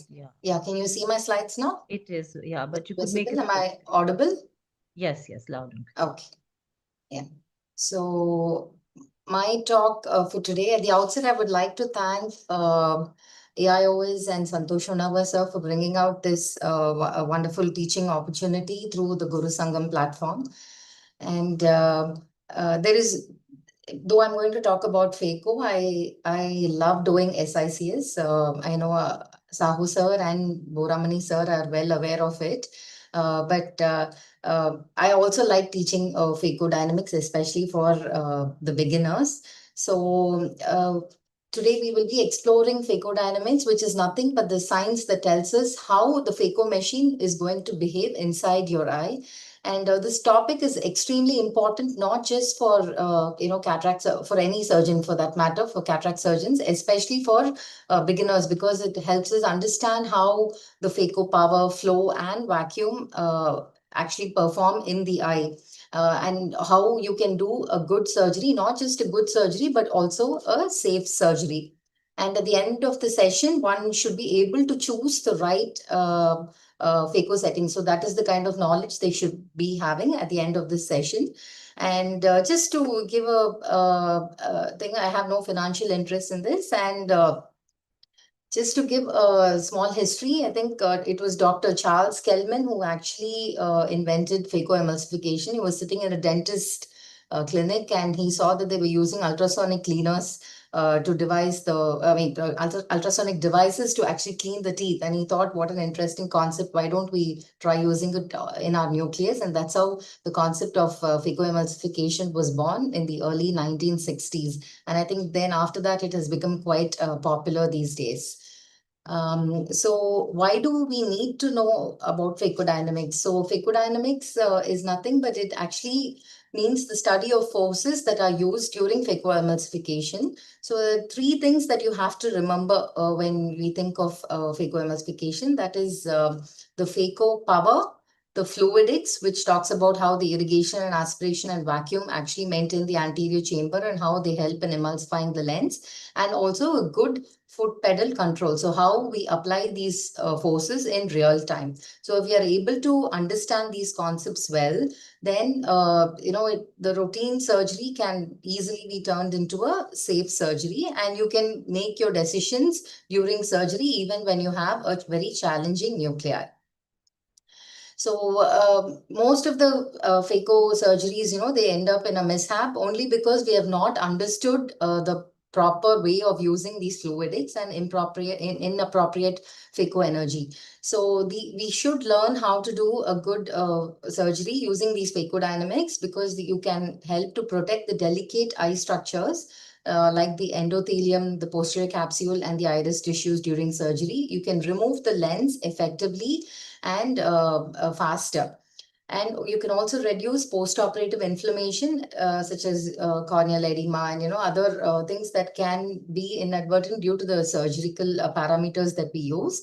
And most importantly, it also helps us to customize our settings for the grade of cataract that we are working on, be it the soft, medium, or a hard cataract. So this is something that we all will know, that is irrigation, aspiration, vacuum, and energy. These terminologies are something that one should be aware of. So irrigation basically helps in the chamber maintenance. It also helps in cooling the phacotip and replaces the aqueous humor. Aspiration helps with attractability, or what we call as followability of the nuclear piece, and also helps with the speed of the flow of the nucleus towards the tip. Vacuum, the term itself is self-explanatory. It's just a holding force or the suction that is used to emulsify the nucleus. And again, the power that we use, or the energy, can be either longitudinal or torsional. So this is something that we have to be familiar with, these terms. So the first thing that I'm going to discuss about is the foot pedal and the phacotip. This is very crucial. So the foot pedal, there are basically three positions. So in position 1, only the irrigation gets activated. In position 2, both irrigation along with aspiration, that is vacuum, is also built. And in position 3, you have the irrigation, the aspiration, and the ultrasound energy also, which starts emulsifying the nucleus. So there are 3 foot pedal positions. And if you are good at driving a car, then this becomes like a cakewalk for most of y'all. But it's not very difficult. Once you start practicing it in the wet lab, I'm sure all of us will be able to pick up how to position your feet. So as I already mentioned, in irrigation, it is like, the car idling. You just start the car and, the chamber gets filled with the fluid. So this is position 1. In position 2, what you see is that irrigation and aspiration also starts, and then your pump starts getting activated, vacuum is built, and the pieces start moving towards your phaco tip. And in position 3, the irrigation, aspiration, and the phaco, everything starts working here, and you see that your nucleus starts getting emulsified. So you have to have a good foot control, and your foot control should be gentle enough and smooth and progressive, and it should never be sudden. So there should be a gradual shift between 1, 2, and 3, and there is always this thing that you would be shifting between 2 and 3. It's not like you're going to be in one position forever. So there has to be a smooth transition when you move from positions 2 and 3, or again to 1 and 3. So it has to be gradual. This is something that has to be practiced in the wet lab. So next, coming to the tips. So these tips are very crucial. So the tip is actually a piezoelectric handpiece, and this helps in converting electrical energy into mechanical vibrations that actually emulsifies the lens. So you have different types of tips. You have the 0 tip, the 15, 30, 45, and 60. This is the bevel that is cut in a particular angle. So with 0, it is like a blunt knife in the kitchen. It is very good for holding, but it might not be able to cut that very efficiently. Whereas something between 15 to 45 is quite balanced, and usually we prefer using the 45 degree tip. So 45 is like a sharp chef's knife. It cuts easily, and it also holds things quite well. So that is something that we would prefer using. 60 again is very sharp at cutting, but holding might not be that great. And for a beginner, maybe something between a 30 and 45 would be preferred. So again, the phaco tip can move either in a longitudinal way, a torsional way, or an elliptical way. So this largely depends on the machine that you use and also your personal comfort. So longitudinal is it moves forward and backward, and it is good for cutting, but you can face some kind of a repulsion, because when the probe moves front and back, there is a chance that it repels your nucleus piece. A torsional is more efficient because it cuts side to side, and it can also be safer on your posterior capsule. So we're done with the foot pedal and the tips. So next we go to something which is very important, which is the phaco power. So the phaco power is nothing but simply how effectively the handpiece is able to break your nucleus. So it largely depends on the frequency, the stroke length, and the efficiency of your handpiece. A higher power definitely means faster cutting, but also you're going to produce more heat with higher powers. So the key here is to use minimum power needed for that particular nucleus to do your emulsification safely. So frequency is nothing but the number of tip movements per second. So most of the machines operate around 40 kilohertz, and a higher frequency means that you're applying more power and more heat is getting generated. Whereas lower frequency is usually safer, but the cutting rate is going to be slower. So in most of the machines, these frequencies are kind of fixed. So this is basically, you can compare it to using an electric toothbrush. So, when you have more speed, the plaque in your gums or in your teeth comes off easily. But what happens is you can irritate your gum with, a lot of because of the higher speed. Similarly, a nucleus behaves in the same way. If you're going to have a high frequency, then there can be a lot of chatter, and your nucleus keeps moving inside your anterior chamber, which can damage the endothelium and the other structures. So it is very crucial to make sure that you have the right frequency, though this cannot be changed, but your machine, when you buy the machine, you can look at these parameters. So the next comes the stroke length. Stroke length is it just indicates how far your phaco tip moves. So when you actually increase the power of your machine, it only means that you're increasing the stroke length. So the longer your stroke lengths are, the stronger is your cutting power, but you're going to generate a lot of heat again. So this is like comparing, when you hammer a nail, when you have a short stroke, on the nail using a hammer, what happens is the nail moves very slowly. It is safe, but it's not very adequate to push the nail into the wall. Same way, if you're going to have a long stroke and a forceful one, the nail gets pushed deeper. It gets pushed deeper quickly, but what you have to keep in mind is, it can bend or it can cause damages also. So the stroke length also works in a similar way, like just how you hammer a nail. The tip moves more or less depending on the power that you have set. So these are analogies that can help you relate better. So that's the reason I'm using these. So next, we're going to talk about how do you select a phaco power. So this basically refers to the stroke length, like what I previously discussed. So it largely depends on what is the grade of the nucleus density that you have, and how deeply the tip is buried. This is how much you're engaging the tip into the nucleus, and also the movement of the tip, the speed of the tip. So there is a basic rule for this. So the power that you use for trenching is nothing. How do you calculate is by using the grade of the nucleus into 15 plus 25. So this is just a rough guide.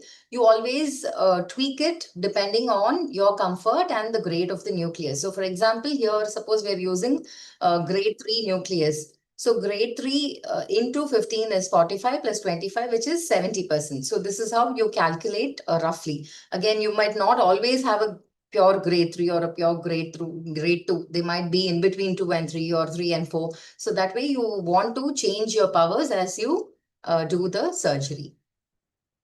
Again, you have the non-linear or the panel mode and the linear power mode. So in the panel mode, what happens is the power jumps to a preset level as soon as you enter into the foot pedal 3 position. So that's where your nucleus gets emulsified. So as soon as you enter into the 3 position, what happens is there is a preset level. Say if you have 0 to 70. If 70 is the highest power, then immediately it goes to the third level. That when I put it in the third foot pedal position, it immediately goes to 70. This is quite fast, but can be very, very risky for young surgeons or surgeons in training, because you don't have much of control. Your nucleus can get emulsified very quickly, and you might end up rupturing the posterior capsule if you end up too much at the equator zone. So for a beginner, maybe using the linear mode, to avoid linear mode will be better, and you can go for the non-linear or the panel mode. So this slide actually tells us how the linear mode works. So you hear the noise. You can see that from 0 to 70, there's a gradual rise. So it doesn't immediately hit 70. So the power gradually rises from 0 to 70. Whereas in the non-linear mode, you just change it here, and then you see that as soon as the surgeon starts a surgery, so immediately it hits 70. So this is the non-linear mode or the fixed mode. Whereas the linear mode is more preferable for any surgeons in the training. And later you can, if you're very comfortable, you have good foot pedal control, you know what you're doing, you can gradually shift to the non-linear mode. So next we have something called the pulse mode and the burst mode. So pulse mode is nothing but, the ultrasound energy comes in intermittent bursts. So this actually reduces the heat and repulsion of the nucleus. It is quite helpful in when you have a moderate nuclei. So this is more like turning on and turning off a switch. So in case you have a switch, you just turn it on and turn it off. So the light comes on and off. Same way, your energy also comes on and off. So this is pulse mode. Whereas in burst mode, it is like just drilling a hammer into a wall again. So when you're trying to drill into a hard concrete wall, what happens is the drill will give repeated bursts of power to just break the surface initially. And then what happens is it gives you a continuous power. So that is what is represented in these red bars here. So initially there is a space between the powers. So you have an on and an off cycle. In the pulse mode, you have a fixed on and off cycle. Here it is a variable. And then towards the end, when you go to foot pedal 3 completely, you see that the power that's delivered will be continuous. Again, these are very good for chopping and also for hard nucleus. So this is a good power to be used. So again, next comes the sleeve. So this is, you just can't, just think of it as just a plastic material or a silicone material. The sleeve plays a major role in your cataract surgeries when you do phacoemulsification. So it insulates the incision and prevents wound burns. The position of the sleeve, the way it is oriented is very important. So you see that from the tip, it is about 1.5 centimeters behind. So, and the sleeve actually has two irrigating ports, which helps to cool down the sleeve tip and also helps in maintaining the anterior chamber. So you don't want it to be too far behind, because in that case, what happens is every time when you trench, when you move forward and backward, there will be a loss of fluid through the irrigation ports. So you want it to be at the right position to ensure that it is almost at the center of your eye in the anterior chamber when you're doing surgeries. Next, coming to the fluidics. So when you talk about irrigation, you should not just talk about, the amount of fluid that is going to come into the eye.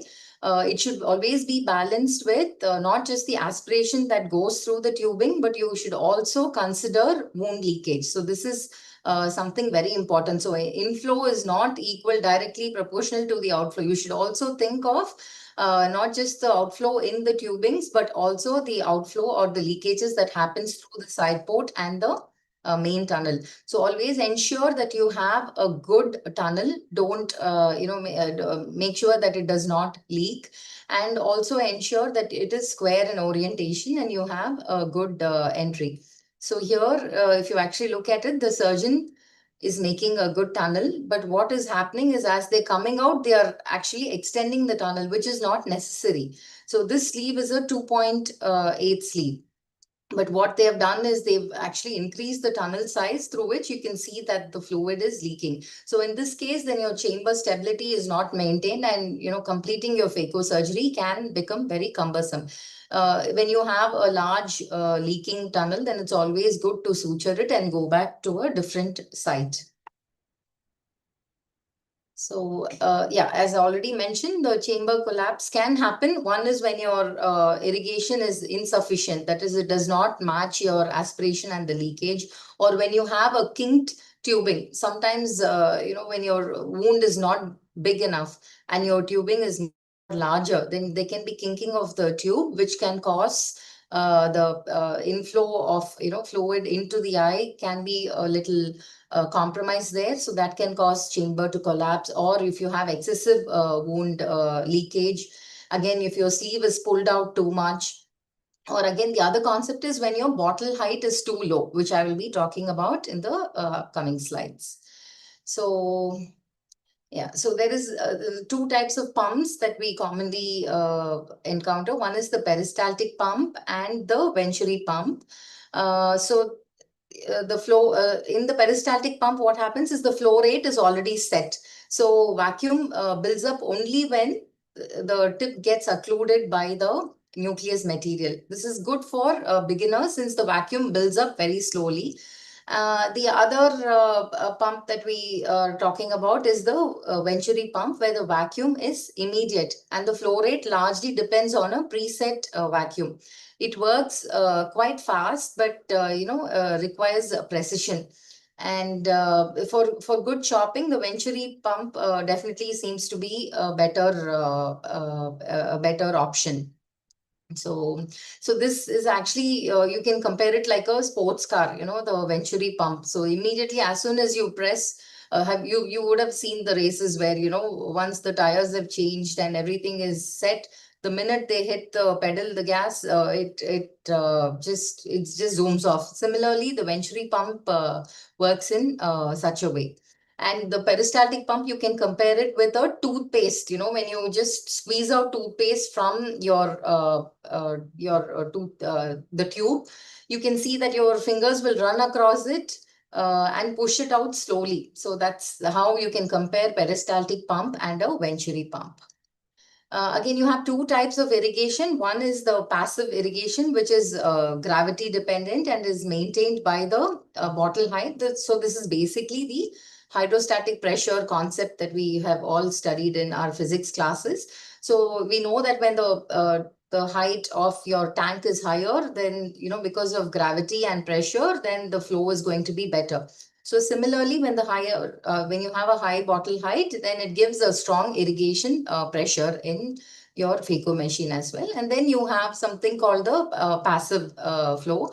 Here, the bottle height is in the passive, it is about 65 centimeters, and usually the flow rate is unaffected if it is in a peristaltic machine, whereas in a venturi, the flow rate increases with the bottle height. Again, this is a new concept in most of the modern machines. This is an active fluidic. So the compression of a bag in the irrigating fluid actually gives the surgeon the selected IOP. So you have a preset IOP here. You either put it as 50 or 60, depending on how your eye is, whether it's a small eye or a large eye. Depending on that, usually it is set to about 45 to 50, depending on the surgeon's comfort and the other parameters that they have set. So this is set automatically, and this maintains automatically. You needn't change the bottle height like what you would otherwise do in a passive irrigation. So here it compensates for any kind of a surge or, sudden occlusion breaks. All that is taken care of by the active fluidics. So this is the active fluidics. Here the bottle height is set and your IOP is also maintained in the eye. You also have the dual segment technology in a few modern machines where you have a combined fluid wave which has both the passive and the active fluidics as well. And some terminologies that we would like to know is the aspiration flow rate. This is giving us an idea of how fast the lens pieces are removed. So a high flow rate, it has a strong attraction of fragments, whereas a low flow rate will attract the nucleus lesser, but it is definitely safer. So again, this you will actually put it on your setting as per your nucleus grade and how comfortable you are with doing the surgery. Again, compliance actually it's just a measure of how easily your aspiration tube collapses. So a high compliance is actually, you can equate it to more surge when the occlusion breaks. So you don't want your tube to be too compliant, because if it is too compliant, then it will, if it's too elastic, then it's going to cause a lot of vacuum and release, which can cause surge. So this has to be taken care of, and you always make sure that your sleeves are good enough. There are no tears in it, or your sleeves are not too old, because all this can cause, it loses its elasticity and the rigidness when it becomes too old. In that cases, then you can have issues with your anterior chamber maintenance. So again, followability, this is nothing but it describes how quickly the lens pieces move towards the tip. So the distal followability is improved by increasing the aspiration flow rate, and the proximal followability is improved by increasing both the aspiration flow rate and the vacuum. So this is followability is nothing but how well the pieces are attracted towards the tip. Again, occlusion. So as a surgeon, you should know when your machine gets occluded or when your tip gets occluded. So you should always hear what is happening. So when you see the occlusion here, you can hear a sound. The ting ting sound that you hear is actually telling you that your tip is occluded. So at times you will notice that even when you're not holding your nucleus piece, you can hear this occlusion. So there are two possibilities here. One is your tip might be blocked, which can happen when you're operating on a very dense cataract, or it can be when you have vitreous. So a lot of times you wouldn't have realized that you have a PCR there, and you will suddenly remember you will suddenly realize that your tube is getting blocked, and when you look for it, you will actually see a presence of vitreous. So rise time is again the time taken for vacuum to build to a given level. So this is and how fast the aspiration port has been occluded. So surge, interestingly, when I was looking for a surge picture, I found this, the cola drink, which, mascot here is actually jumping, and you can see how the surge happens in our phacosurgery as well. So this is when, the vacuum is built up, and suddenly when there's a release, then, the occlusion is lost. It actually causes the fluid from the higher pressure zone, which is in the anterior chamber, to rush into the tubing. And this is what causes surge. You can see the fluttering of your the iris, and this can actually be quite dangerous because you can hit the PC and you can have a posterior capsule rupture. So how can you prevent surge? Is by decreasing the vacuum, keeping it linear, optimizing the inflow, and making sure that your outflow is also optimized to the inflow, and by using non-compliant tubes. So just coming to a few surgical videos. So this is a case of divide and conquer. So it's good to do a good hydrodissection and make sure that your nucleus is freely mobile. You rotate your nucleus adequately before starting your surgery, and always your second instrument first. Make sure that you have you are entering in foot pedal 1 to avoid any air bubbles entering into it. So again, you do a good trench. You see the position of the sleeve and the tunnel and the position from the tunnel.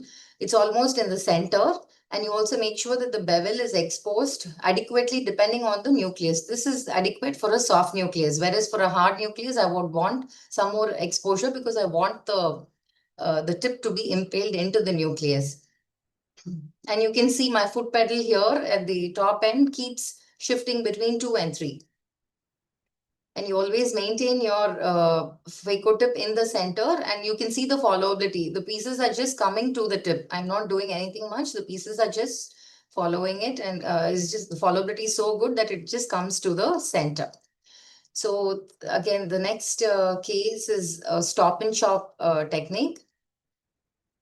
So here again, this is a soft nucleus. I do a good hydrodissection, and I make sure to have a clear view. That is very important. So you have to see what you're doing. So you have a clear view of your nucleus and your instrumentation.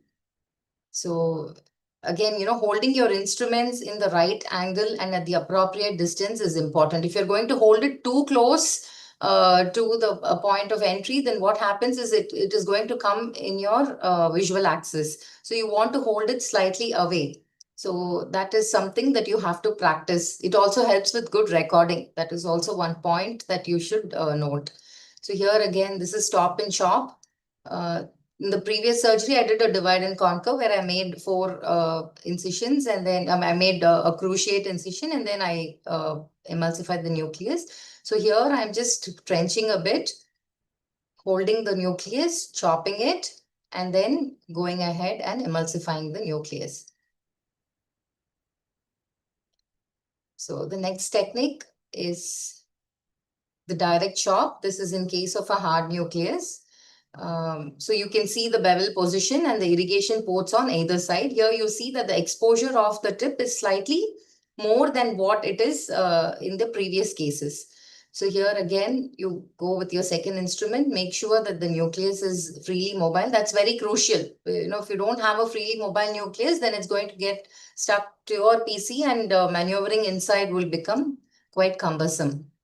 So you want to clean up all the cortex that's around, do a good trench, and then you can see. So the sleeve also acts as a guide. If you're going to have the sleeve too much in front, it will not let you impale into the nucleus. It will cause a hindrance there. So you want it to be exposed quite well, especially in cases of hard nucleus. In a soft nucleus, you don't want too much of exposure, as it can actually catch the PC if once you go to foot pedal 3. So here the trick is to crack the nucleus. You ensure that the nucleus plate is cracked well and separated well. In that case, then your nucleus emulsification becomes very easy.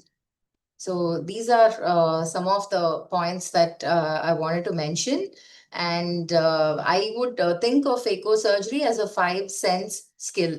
So you can hear, you have to hear the machine. You get a lot of clues. So you'll know whether, there is a drop in the ultrasound pitch, or if, the vacuum is achieved. You'll also know whether you're in foot pedal 2 or 3. So this gives a lot of clue. So you have to hear what you're doing. It's not just seeing and doing it, but you also, and you also get a sense of touch. You get a tactile feedback through the handpiece, the foot pedal, and the resistance. And smell, it's very, very rare, but you can still burn up your wound, because of high heating that happens if your sleeve is not fitted well, or, if your parameters are not good. And more importantly, it's the taste of success with your surgical outcomes. And if you're confident enough, you can operate on your own relatives. This was my 89-year-old grandmother that I got to operate on recently. Thank you very much for the opportunity. I'm ready to take questions. Thank you so much, Dr. Divya ma'am. This was a wonderful talk. I think you covered everything from the basics to the advances and how to make sure that your surgery is safe. I'd like to invite comments from Dr. Dharmendra sir.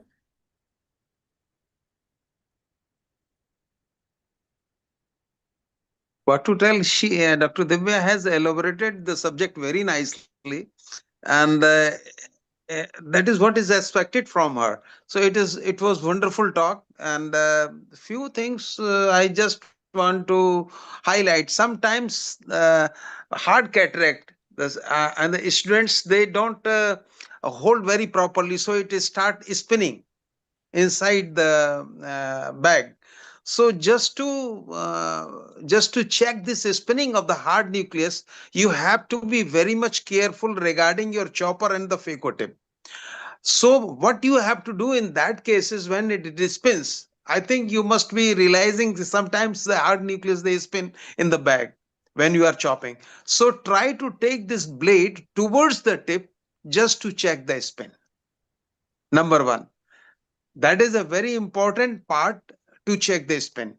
And rest everything is okay. I think nothing to tell much about it. And soft cataract, medium hard cataract, and very hard cataract, she has done wonderfully. All the techniques she has delivered very nicely. So a lot of thanks to her. Again, only the chopping technique has to be elaborated a little more. How, in what conditions you, especially the Morgagnian cataract, if it's there, then it can be difficult how to chop them. So so these are the certain things that one should highlight also. Thank you. Thank you, sir. Thank you for your inputs. Well taken, sir. Dr. Boramani sir, anything that you would like to highlight or add? Yeah, I'm sorry that I'm not very attentive. I had some sudden guests in my house, but it was an excellent talk by Dr. Divya. Second thing, I'm not very well versed with phaco nowadays, because almost 10 to 15 years I have retired away from phaco. But the surgeries shown by Dr. Divya were fantastic, especially the last cataract, the hard one. She did a direct chop. It was an excellent surgery. But I want to know, from Dr. Divya, at what stage one should convert? What is the criteria? Because these criteria will definitely differ from surgeon to surgeon, as well as differ from machine to machine, isn't it? So what is the message for the beginners? When should they convert? And secondly, then suppose if you find a hard cataract, do you take a clear corneal incision? You want to remain little in the sclera, so that if the time for conversion comes, you can easily convert. So to answer your first question, so when to convert, I think we should never shy away from converting phaco surgery to SICS. Even now, I do it occasionally, when I feel I'm not very confident the nucleus is not very strong in the bag, or when there's a weak bag, then I always convert. Never shy away, because we want to give the safest surgery and, the best possible outcomes to a patient. And there is, as I already started off saying, that there is no superiority between SICS or phaco. Both are equally good surgeries. And it is always good to have a rescue surgery to your technique. So the more number of techniques you have, the better it is. So when you're not, you can always convert from phaco to SICS, but no one converts from SICS to phaco. Yeah, so I think we should all know how to do SICS. It is very important. You should start with phaco, with SICS surgeries, and then you should switch over to phaco, is my opinion. And the second question is, as a beginner, sir, it's good to start with not too soft cataracts or not too hard cataracts. Maybe a nucleus grade 2 would be ideal, 2 to 3 maybe. And it is always good to do a sclerocorneal tunnel when you're doing as a beginner. You can also, in our institute during training, what we do is we do a limbal incision, we do a sclerocorneal tunnel, and just enter with a 2.8 or a 2.2 millimeter incision. Finish your surgery. In case we are not able to complete the phaco surgery, then we always convert the same incision. So it's good to do a temporal. You can do temporal or superior, whatever you're comfortable with, but temporal gives you more space to work on because of the eyelid position. You can do a good sclerocorneal tunnel, just like what you would do in an SICS surgery. Just make sure that it is at the limbal margin. You don't want it to be too, towards the sclera, because then your instrumentation will become difficult. So you just want it at the limbal region, sir. Yeah, that was a good point brought. I was going to talk about the same thing. You will never listen a talk how to convert to phaco in case of difficult SICs. But always in all conference, you will hear the talks how to convert to SICs. So, in other words, if you learn a very good SICS that can manage all grades of cataract, all colors of cataract, all budgets of cataract also, and we can put all lenses. Thank you, sir. True, Very sir. well highlighted. Thank you, sir. So, Dr. Chinku, ma'am. yeah, so we have two questions in the chat box and we'll just take them very quickly. So one is, how do you prevent clogging of the tip in case of hard cataract?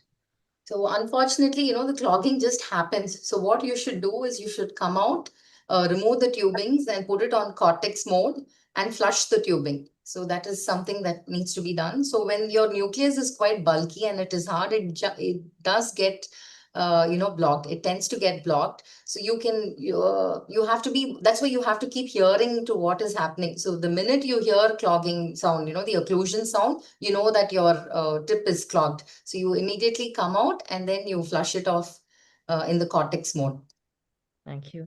And the other question is, how do you prevent endothelial cell loss when you're using very high power? You have to use viscoelastics, and that is you just cannot compromise on it. So again, you have the dispersive and the cohesive type of viscoelastics. You can use something like the Alcon's Viscoat first. So this is called a soft shell technique. So what you first do is you apply Viscoat and then you apply sodium hyaluronate. So this actually prevents the endothelium from getting damaged. When you know it's a hard cataract, you use it in the beginning, not in between surgeries, but you have to use it well in advance. When you start your surgeries, then you apply the viscoelastics. And never shy away to use viscoelastics even in between. So when you feel that you can see the visco getting disappeared at times. So what you do is come out again, inject viscoelastics, and then you start doing your surgeries. Okay. Thank you so much, Dr. Divya, and I must compliment you on your very insightful talk. You took some very complex concepts and explained them so simply. Thank you so much. Thank you. Thank you for the opportunity. So, any of the panelists, if you'd like to add something in answer to those questions, Dr. Nath, sir? Just one thing I just want to highlight, that if you are dealing with a very hard cataract, you should know about you should have a BSS of a good quality. Number two, you repeatedly use more and more visco and try to use a less power and good technique. This is how you can protect the endothelium. If you are handling your instrument by the left hand and you are hitting the endothelium, you are bound to have so much complications of endothelium. One, by the instrument. Secondly, by the hard pieces. They have the notches. They repeatedly hit to the endothelial side and leads to the endothelial cells and leads to the corneal edema and folds. So few things you have to consider: fluid, viscoelastic, instrument, and the hard pieces, hard junks. Thank you. And your Four surgery things you is have to keep in always mind, and deeper. the power also. Sorry, True. surgery is always at the deeper level, at the iris plane level, and never in the anterior chamber. So when it's in the anterior chamber, you're using more phaco power and you'll be damaging the endothelium. Yes, phaco should be inside the bag. But sometimes small the flying objects are there. They keep on hitting on the posterior surface of the cornea. So you So first we cannot. should tackle that, sir, and then go back to the bigger pieces. Yeah. Yes, yes, yes. So all the things you have to keep in mind just to protect the endothelium. Very nice, Dr. Divya. Nice, very Thank you. nice. Thank you very much. Thank you, sir. So with that, it's time to move on to the next talk. And our next speaker is Dr. Preeti Srinivas Raghavan, and she'll be speaking on refractive cataract surgery, the buzzword today. So Dr. Preeti, over to you. Very good afternoon, very good evening to all. And first of all, thank you for this opportunity. This is my third year in GuruSangam, and it's a great pleasure for me to be associated with GuruSangam and teaching uh, always. So let me go to my topic. I'll be sharing my screen.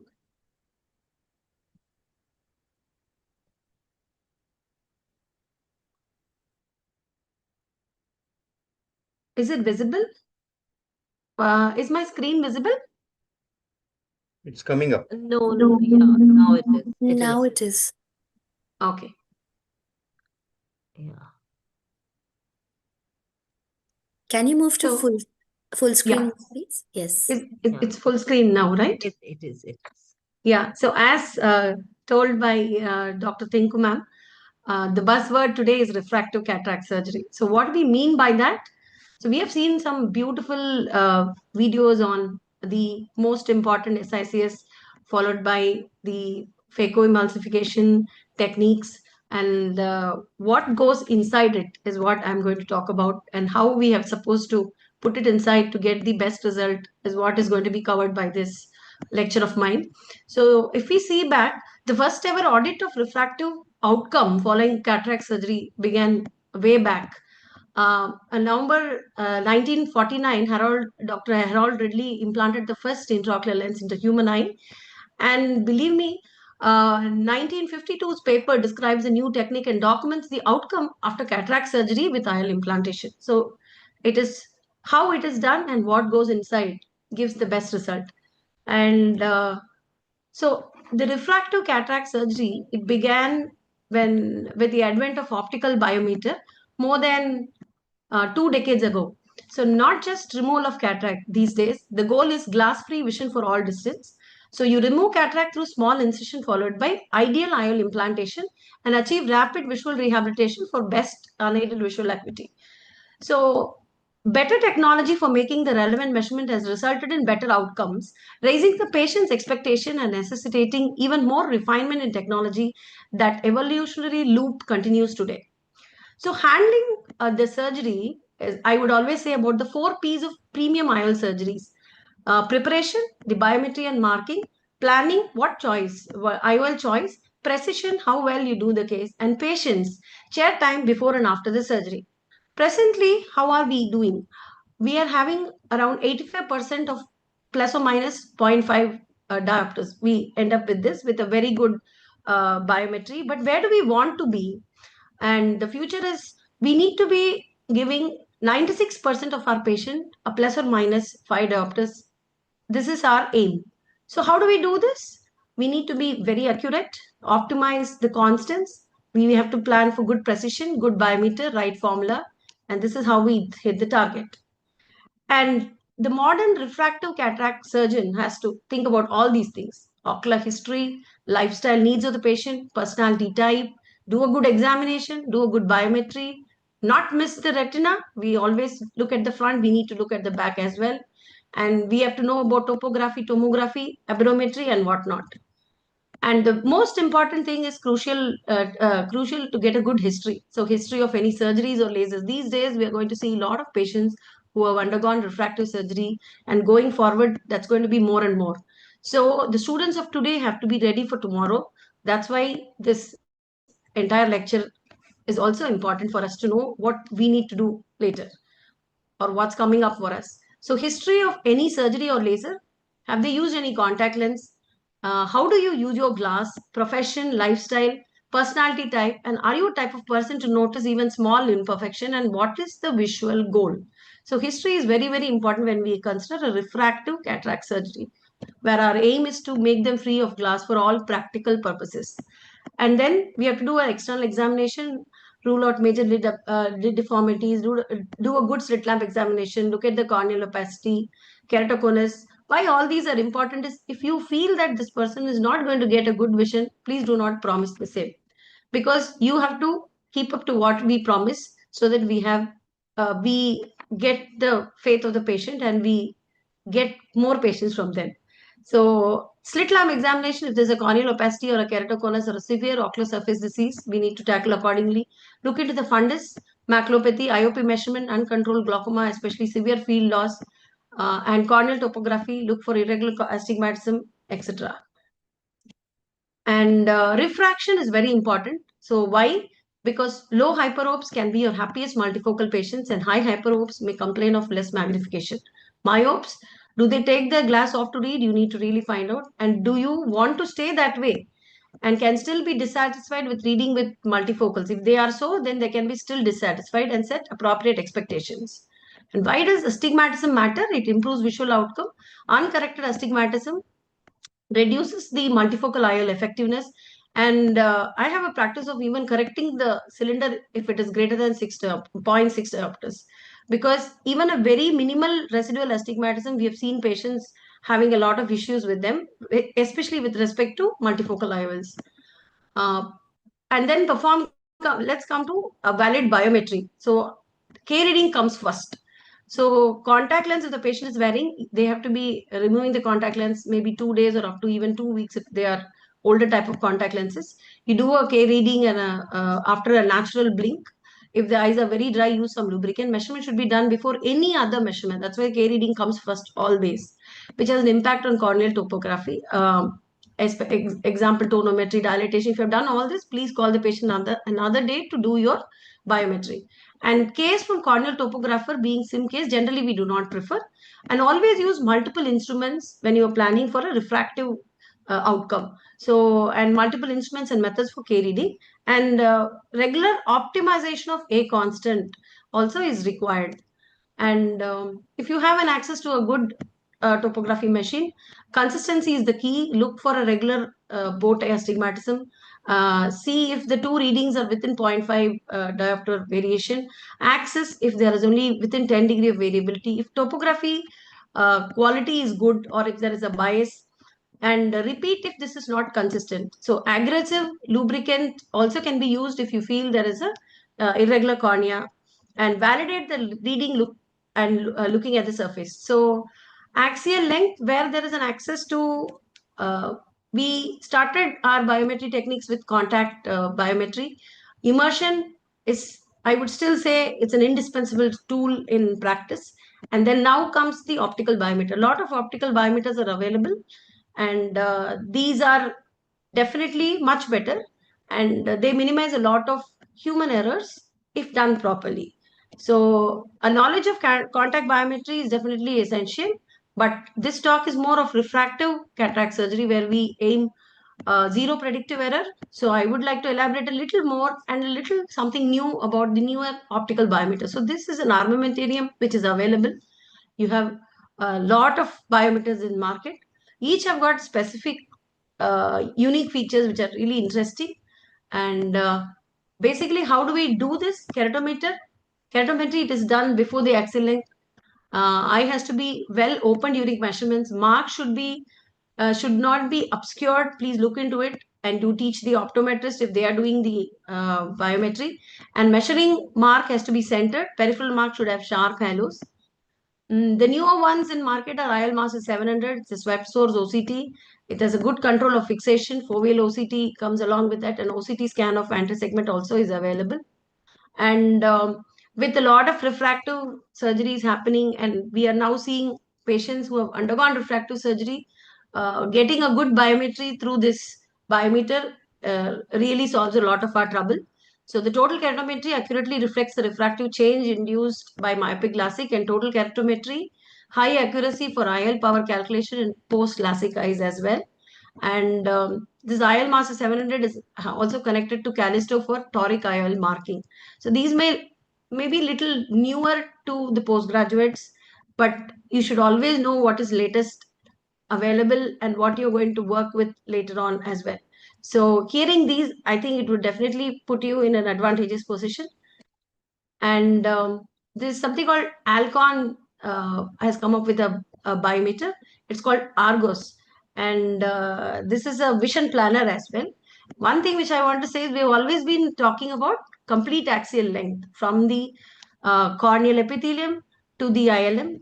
Now, Alcon Argos gives you something called sum of segments. So this is a completely new term. What is this? We can know that each of this area, like for example, the anterior chamber, the lens thickness, the vitreous, all these are calculated as segmented axial lengths. And you can also have something called sum of segments. In this machine, you use the sum of segment axial length, and it is very useful when you deal with short axial length eyes. And Tommy's OA 2000 is lot available in the market now with lot of because it is much cheaper than the previous things. I have no financial interest with any of this, but I just want to tell you what all is available for people to know. And this is one of the quickest optical biometer, I would say, and it's very easy to take a measurement in this, completely non-contact. And then we have this Oculus Pentacam AXL wave.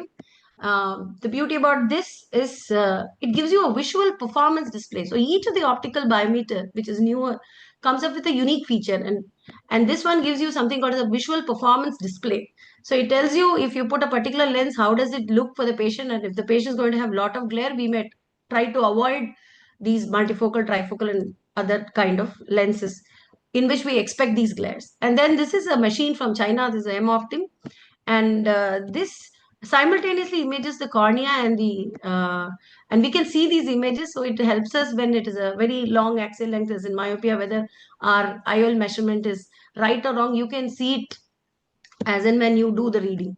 And then you have the Hack Street biometer, and the iStar 900 is the latest. And all this new IOL calculation formula. We have been working from SRK2, then came SRKT, which was very good. Then we were told about the Barrett's, and now all the other formulas like Olsen and Hill are also available in this Hack Street iStar 900. So, and also this particular biometer gives you an IOL tilt and decentration details also. When there is any scleral fixation IOL done or any multifocal IOL giving bizarre results, we can see if there's a tilt, and that's why this is. So, lot of like the formulas require a lot of biometric measurements, and these are just like you need the axial length, you need the antechamber depth, keratometry. The basic things are axial length and keratometer, with which the SRK2 and with an A constant SRKT was giving us all the results, all the values, but we wanted to refine it further. So we came to lens thickness, then the white to white, and then came all the other formulas. So we have the names of these formulas have to be known by postgraduates now. And the Barrett's Universal 2 gives you a very good outcome in all range of axial length. So if you see the older generation, some of it works for shorter axial length, some of it works for a normal axial length, and Barrett's 2 works for all the axial length, and Barrett's 2 is now available in lot of good IOL biometer, optical biometer in the market. And when we plan a refractive cataract surgery, we should not hesitate to even send the patient to the nearest center which has this and get the right formula done. And then sometimes we have a doubt, where do we get? Suppose we have our immersion biometer or a contact and we have certain things. If you can feed the data into all these online platforms as well, we will be able to get the right results. So we should we should know where all these are available. And then there's something called cookies formula and IOL calculator. And tips for achieving more accurate accuracy in terms of extreme axial lengths: use of fellow eye data and calculation of IOL power for the second eye. Always look into the fellow eye. And this we used to do even before, and this is more important all the time. And use the 50% observed prediction error of the first eye and apply to the second eye. And validation of final calculated IO power, more than one diopter difference between the eyes for target refraction, you need to repeat it. More than 1 day of expected measurement, you have to repeat it. And prior keratorefractive surgery and calculated power is not between +20 and +23. Do not hesitate to repeat your biometry reading and arrive at the right power. And then now we have the set of instruments which will help you measure everything. We have now calculated the power, and then now we have to put it inside, and we have a lot of choice. So how have we evolved? In early 80s, slicing two IOLs of different power and gluing parts together was described by Dr. Hoffer. Late 80s, diffractive PMMA bifocal IOL was introduced. And then 90s, zonal refractive bifocal IOL came into picture. Early 2000, it was a diffractive bifocal, trifocal. And then 2007, the first Sulcoflex add-on IOL came. And after that, only the EDOF lenses have come. Now, if you see, over 100 different IOL, high-performance IOLs are available in the market. And now, 2024, the Journal of Refractive Surgery in the ESCRS, they have given us they are coming out with a functional classification of IOL. So it's like a partial range of field, like narrow field, which is monofocal, enhanced field, extended depth of field, and full range of field IOL, like continuous, smooth, and steep. This is the latest functional classification of IOL, which is being discussed and decided. And this is just a comparison where how do you compare the optical technology to the functional classification? Like, for example, monofocal is partial depth of field and narrow. Enhanced monofocal, which is distance depth, which is partial depth of field enhanced, and extended depth of field, which is partial depth of field extended. And then you have the bifocal of high addition, trifocal of high addition, and then the trifocal. And this is all full depth of field. And we have something called continuous range of vision and full depth of field intraocular lenses, which will give you the refractive outcome, which is intended to give you the refractive outcome, to be more precise. And there's something when you look into the IOL, they will talk about the defocus curve. What exactly is a defocus curve? Like, for example, you make a patient emetropic, you correct the patient for this particular lens, which with a distance correction, and then you put different kind of lenses to see what range this particular lens works well. That gives, and you plot it against the visual acuity and the power you are using, and that will give you what is called as a defocus curve. So in the defocus curve, the monofocal lens will have a drop. It will work very well in some when it is 0, and then the visual acuity drops when you keep on adding or subtracting the power. But the other lenses will give you a peak as per their function. So this is an important thing when you're considering a multifocal or a lead-off lens. And then you have something called as MTF, modulation transfer factor, which is actually, to be very simplified, it is just the contrast, how good contrast this particular lens gives. So whenever you hear about this and you see these graphs, you will know what it is and you can read more about it. And then comes this entire range, which is, as I said, almost 100 lenses are available. So this is the intraocular lens spectrum. We have monofocal, EDOF. I just went about this now. And then a couple of things, because sometimes our relatives may ask which lens is good. So at least as a postgraduate, we should be knowing what are these lenses and what do they do. So monofocal plus lenses are available, and these are this will be very good for distance and intermediate. Couple of company names which I've just put up to know what is there, like iHands, Envista from Bosch and Lomb, Rayner. These are a couple of companies which are in the market. And then monofocal plus, what we need to do, you try for spectacle independence, we have to target of minus 0.75 in the non-dominant eye. So you should know which is a dominant eye and which is a non-dominant eye. So a dominant is for distance, D for D. So non-dominant and dominant. And then these are all the extended depth of focus lenses which are available in market from different companies. And each of this has got a specific thing, like they all have a proprietary design, and then they focus lights at different focal points and they give you the best outcome. So each of this is a separate discussion by itself. I'm just highlighting the very, very salient points. So this is a diffractive EDOF, and there's one more lens which is a non-diffractive EDOF. So the diffractives comes with a lot of rings on the surface. They may have more glare and halo, but their near vision is very good. So, and VVT, this is one lens where it has got a small bump in the center, and they function with wavefront shaping X-wave technology. And the newest in the market, or which is going to come up, or which has already come up, I should say, is the light adjusted lenses. So they have these lenses, they are first implanted, and then there is a light delivery device and UV light to shape the lens to fine tune the residual refractive error. And this is very, very important for ideal for post refractive eyes. And they also have a lot of ranges available. And then the most recent is the Johnson & Johnson purely refractive EDOF, and uses power variation across the optics with continuous power technology. It's called dysphotopsia profile comparable to monofocal range. This one, and comes from +5 to +34 diopters in a 0.5 diopter steps.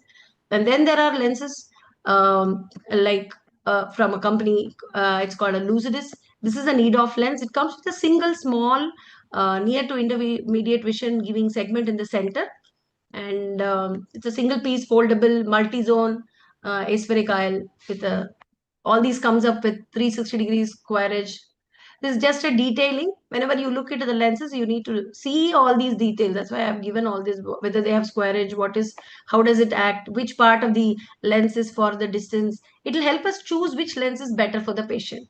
So this lens comes with the 1 mm aspheric zone, occupies the center of the IOL and surrounded by 6 mm refractive ring. It gives a very good near vision. So extended depth of focus lenses, you have to try for spectacle independence, target 0.5 in non-dominant eye. And then there are trifocal lenses, which also have a different, and in trifocal lenses, we have to try for spectacle independence, you have to target plano. And then there are accommodative intraocular lenses. A truly accommodative lens would be the one capable of undergoing a progressive change in its power in relation with active contraction of ciliary body. It's yet to come up. And finalizing the plan. So you prioritize a goal, appropriately select the patient, always under promise and over deliver. And we can also remember that refractive lenses work better in healthy eyes and healthy mindset. So if they are very picky, please don't go for any kind of lens with rings, multiple rings specifically. And if they are used to monovision before surgery, keep them monovision. Extended depth of vision and monofocal may be great option in motivated patient when not a diffractive candidate. So you can always explain to the patient. And this is just how we see. So if you desire spectacle independence, no, please put them monofocal. If they desire spectacle independence, if it's an abnormal eye, concern for halo and contrast tolerance. If it's not there, if it's not an abnormal eye and they have good contrast tolerance, then go for trifocal. If it's an abnormal eye, always go for monofocal. And if there's a concern for halo, suppose this is a this is not an abnormal eye, and the patient is not concerned about any problem, then go for trifocal. If it's not an abnormal eye, but there is a concern, then you go for a low ad EDOF. And if they are very satisfied, you can put the same thing in the other eye. If they are not satisfied, you can even go for a mix and match. And that is about how we plan. And before you go for these surgeries, you should know your surgically induced astigmatism. This is just a chart how we actually ask our postgraduates and consultants to track their surgical induced astigmatism. And we should know this.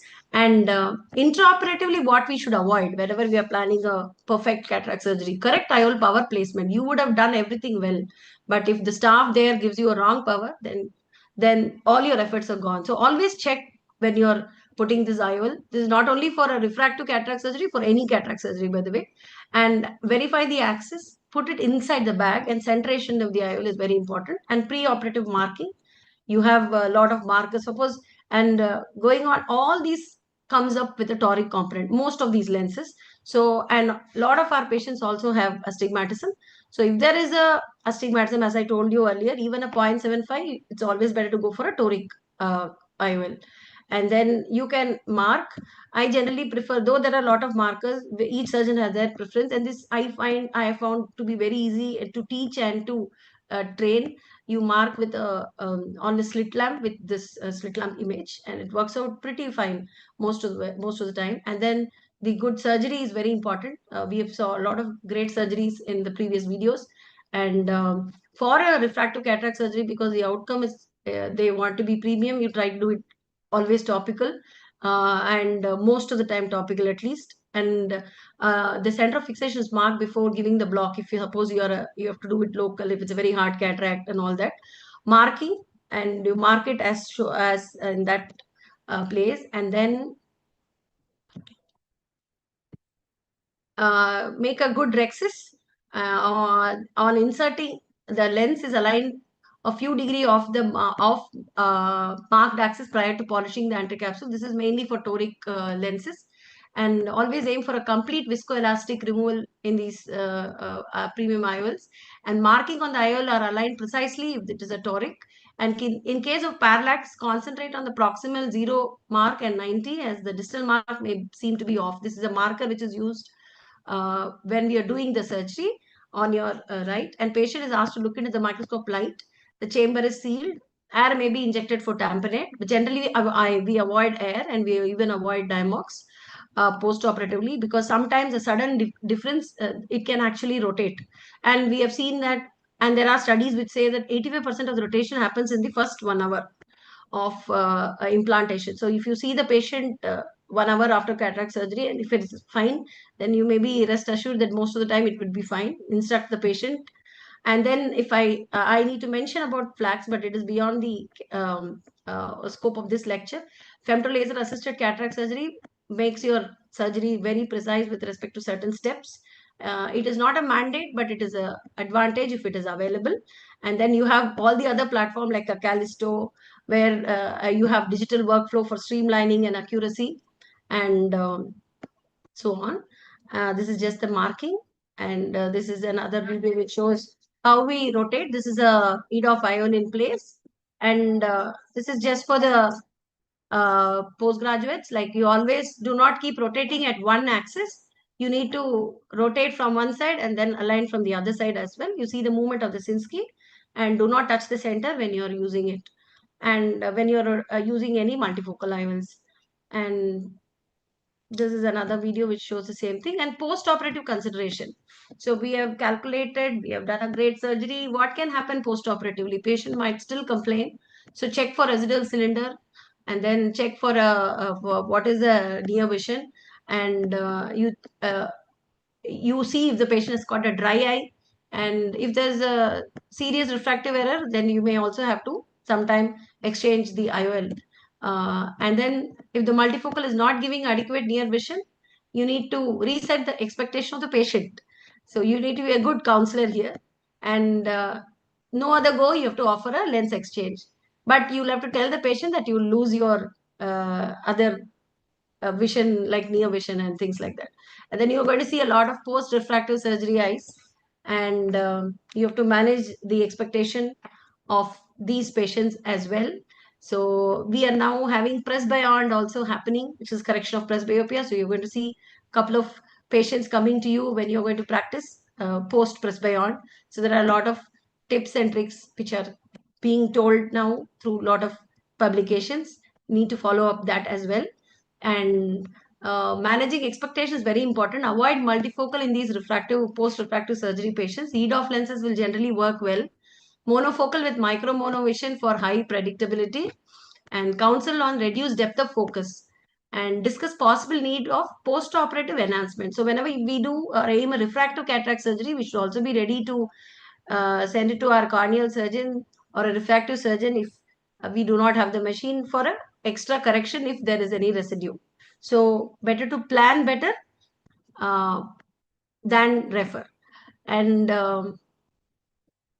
so these are all the pictures which you would see when you go online and see how you calculate the IOL power. This is the Barrett-Truquet formula for post-refractive surgery patients. I generally go with the Barrett's Truquet or the ACRS calculator which is available. It gives a very fair result, but always you should have an average of this. When you go to the online and you enter all the parameters, you will see like this. In this picture, you will have multiple formulas mentioned, and we need to choose which we feel will be better. Generally, going by the average or sticking on to Barrett's Truquet, which generally work well in post-refractive surgery patients. And optimize ocular surface is very important. And one thing is, don't use multifocal lenses in multifocal corneas. It is better not to use. So you can go for EDOF, you can go for extended depth of focus, expanded monofocals, but not generally not multifocal or trifocal. And then about the add-on IOLs, which actually came first. So if there is a residual power, or if you do not have a power which you need to put, there are something called piggyback IOLs. And the one thing which I found interesting was, and which people should know, is these are having a concave pattern in the posterior side of the lens, so that when it sits over the IOL, it doesn't damage the IOL surface and the IOL overlap, and there is no iris optic capture. This gives you less dysphotopsia and no hyperopic focus. And then you can, this is mainly for fine tuning, for people to know that these are available.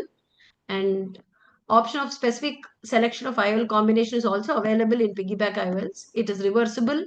It is, suppose you have a patient who says, I do not know how I would feel after trifocal, but I would still want a trifocal.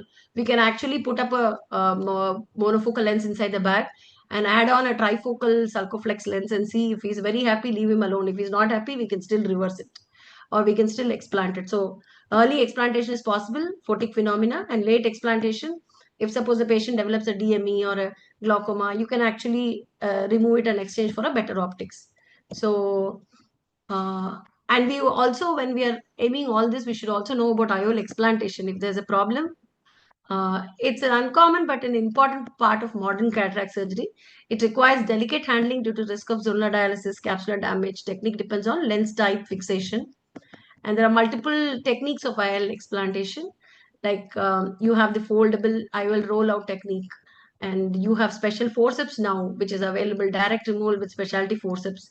And you can bisect the IOL, cut it into half, use a good OVD, and then try to remove the IOL to the same phaco incision without enlarging, and still preserve the endothelium and implant another IOL and give a better vision. So key takeaways with for refractive cataract surgery, I would say, is patient selection, under promise and over deliver. Optimize the ocular surface before and after cataract is very, very important. And as I said, get the OCT macula done. Make this a very standard practice in going forward, wherever you're working and wherever you will be working.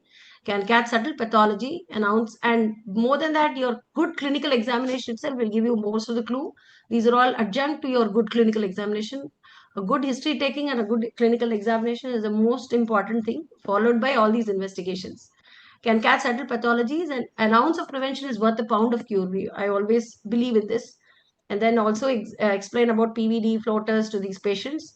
And the key takeaway from this entire thing is all tomography, topography, IOL mass reading to be performed before instilling eye drops. Start with the K reading always.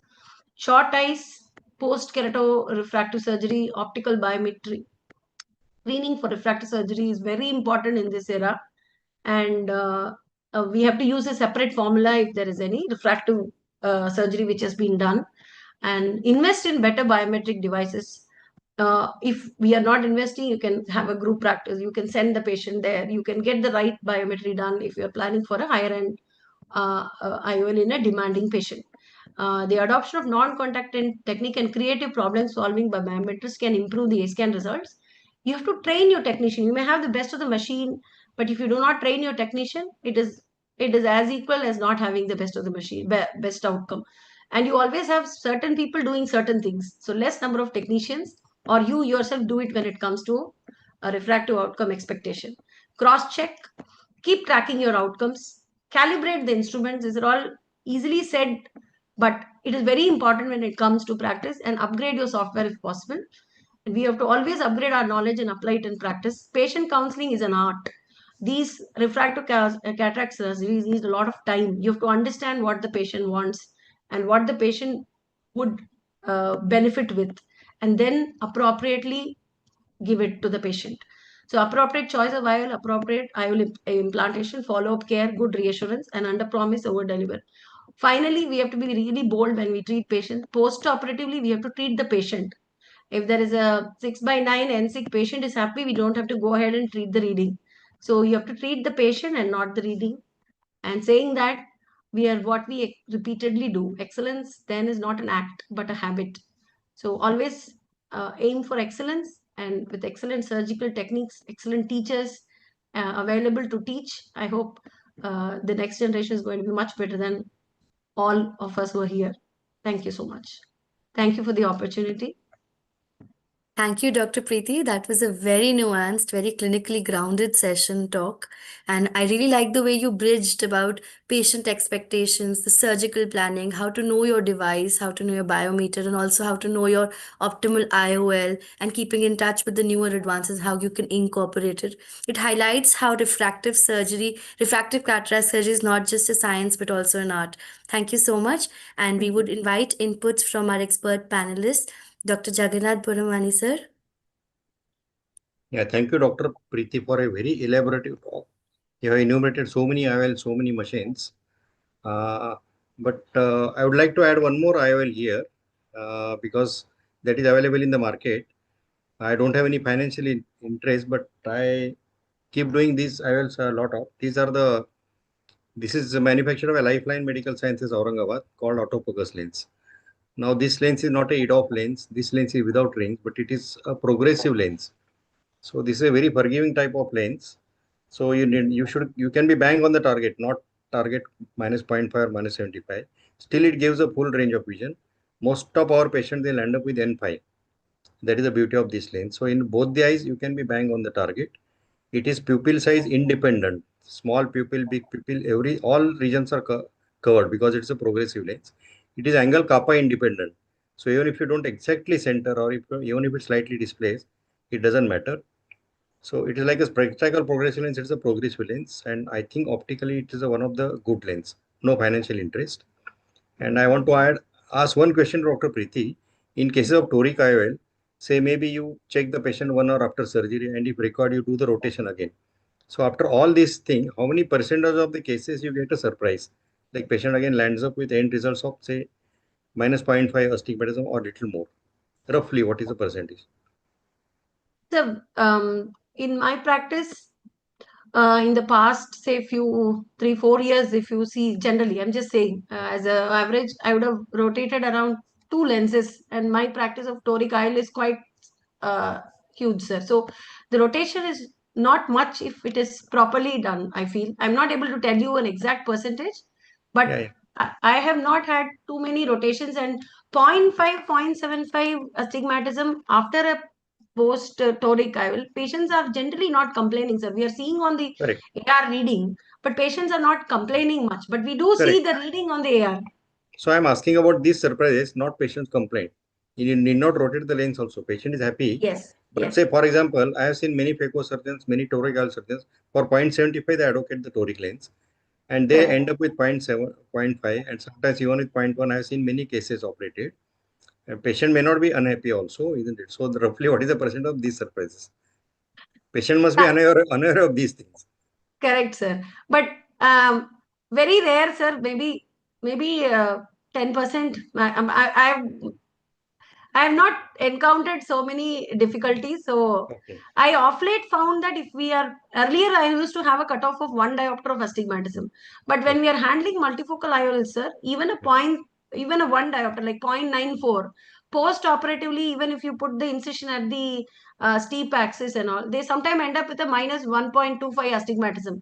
And those patients are the patients who are complaining of distant vision glare. So I shifted my practice from 1 diopter to 0.75 diopter, after which I am not feeling so many complaints. That's why I felt it is better if we go for when there is a 0.75, we put it, and whatever advantage the patient gets, we may give it to the patient.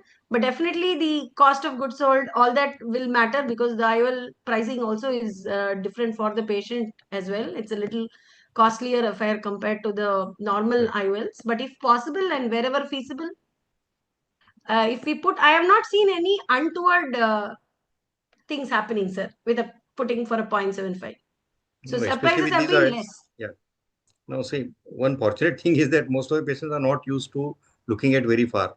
Most of the time, they are looking inside the office, inside the room, and even near vision also now restricted only up to the mobiles, not the newspaper. So that is perhaps a good thing for us. True, sir. Thank you. Dr. Dharmender, sir, any comments from you?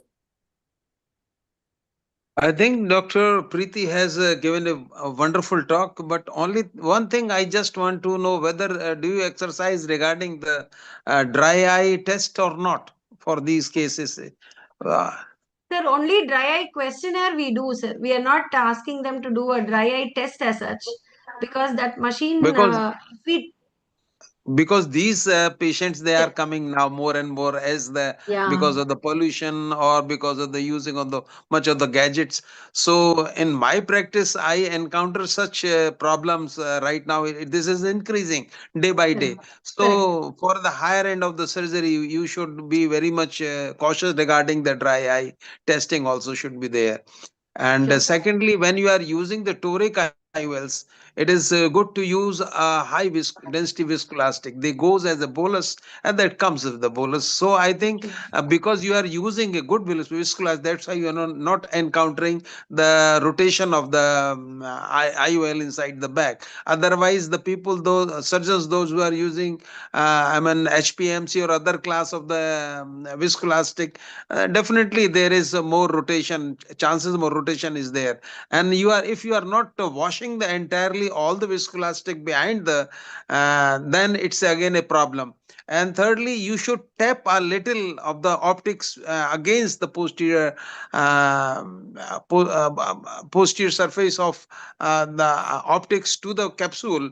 Then it sticks there very well. And I think these are the some of the things you should consider for toric IOLs. Sure, Thank sir. you. Thank you, sir, for your inputs. Now we can move to our final speaker, Dr. Madhu Uddiraja, and sir will be speaking on a primer to phakic IOLs. Please, can you share your screen, sir? Yeah. Is my screen visible? Yes. Thank you, Arshi. Uh, I thank AOS and GuruSangam for giving me this opportunity. So in the next few minutes, I'll try to cover the basics of phakic IOLs.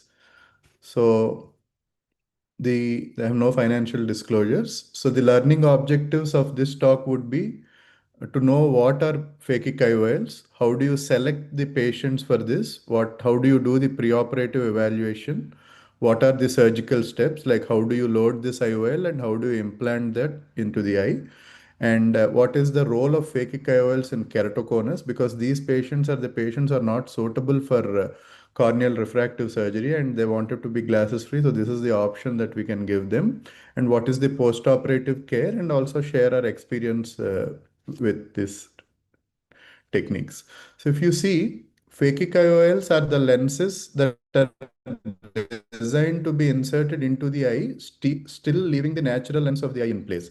That is the reason you have the name as phakic IOL. The natural lens, phakic, is still there, and then you are adding a lens into the eye just just before the natural lens. So usually it corrects high degrees of myopia. You can also use it in cases of hyperopia, astigmatism, and recently there are a few companies that are promoting it for presbyopia also. If you see, how do you select the patients for refractive surgery, corneal procedure or phakic IOL? So usually corneal procedures, what we have in our armamentarium are PRK, LASIK, SMILE. All these work very well in mild to moderate myopia. So when it comes to high myopia, that is powers above 7, 8, 9 and all, I think phakic IOL would be a preferred option. And also in mild to moderate cases where you cannot do a corneal procedure. Suppose you are having a very irregular astigmatism like a keratoconus or an intracorneal ring segment, post-RK, all these cases where you can't do a corneal procedure also, phakic IOL has a role. Again, in thin corneas, dry eyes, and all the LASIK rejects, they come into the phakic IOL basket. So coming to preoperative evaluation, comprehensive evaluation is very, very important. However, the most important thing you have to look for is the pupillary dilatation. If there is a poor pupillary dilatation, it can have a pigment dispersion intraoperatively, which can lead to decrease in the visual quality of the lens that we are going to implant. Coming to slit lamp, look carefully for scars and also look at the specular reflection to pick up any abnormalities in the endothelium, and also anterior chamber depth. You have to measure with optical biometers, And when you measure with a tomographer, try to remove the corneal thickness from the value so that you get the correct anterior chamber depth from the endothelium to the anterior lens capsule. Also look carefully for pseudoexfoliation, phacodonosis, early cataract changes, and also posterior segment pathologies. So all these you want to rule out before you go in and put a phakic IOL in the case.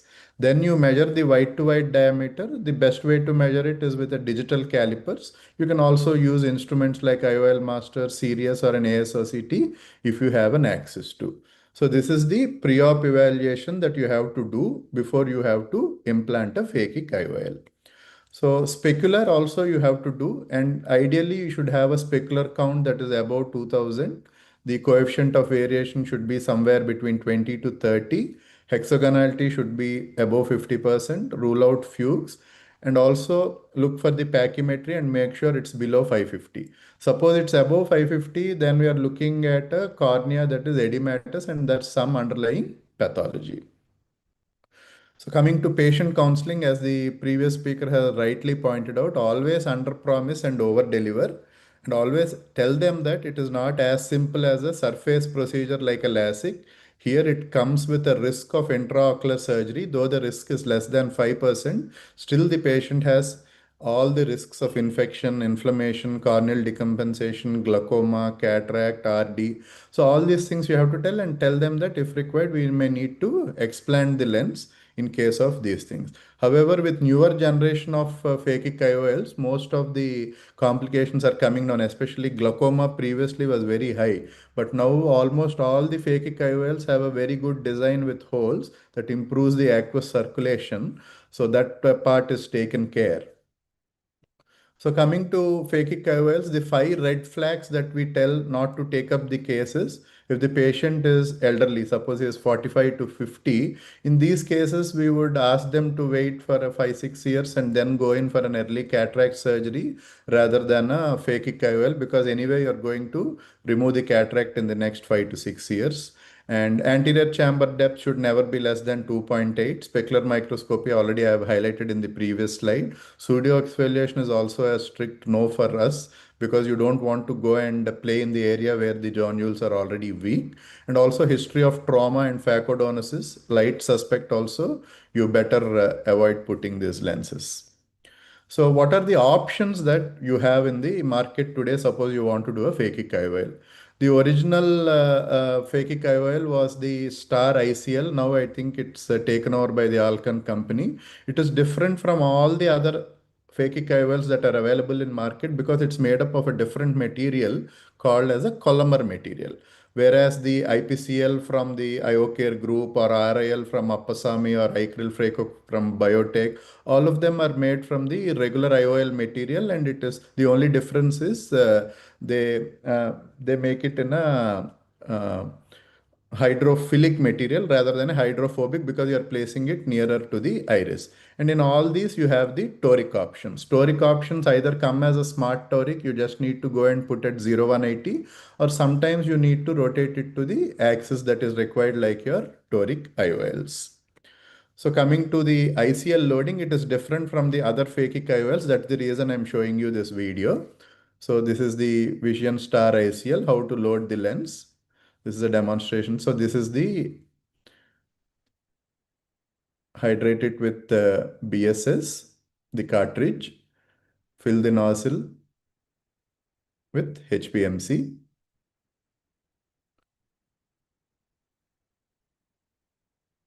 And then take your ICL with a soft tipped applicator. So the polymer material is very, very, very fragile. So you have to handle this lens very carefully.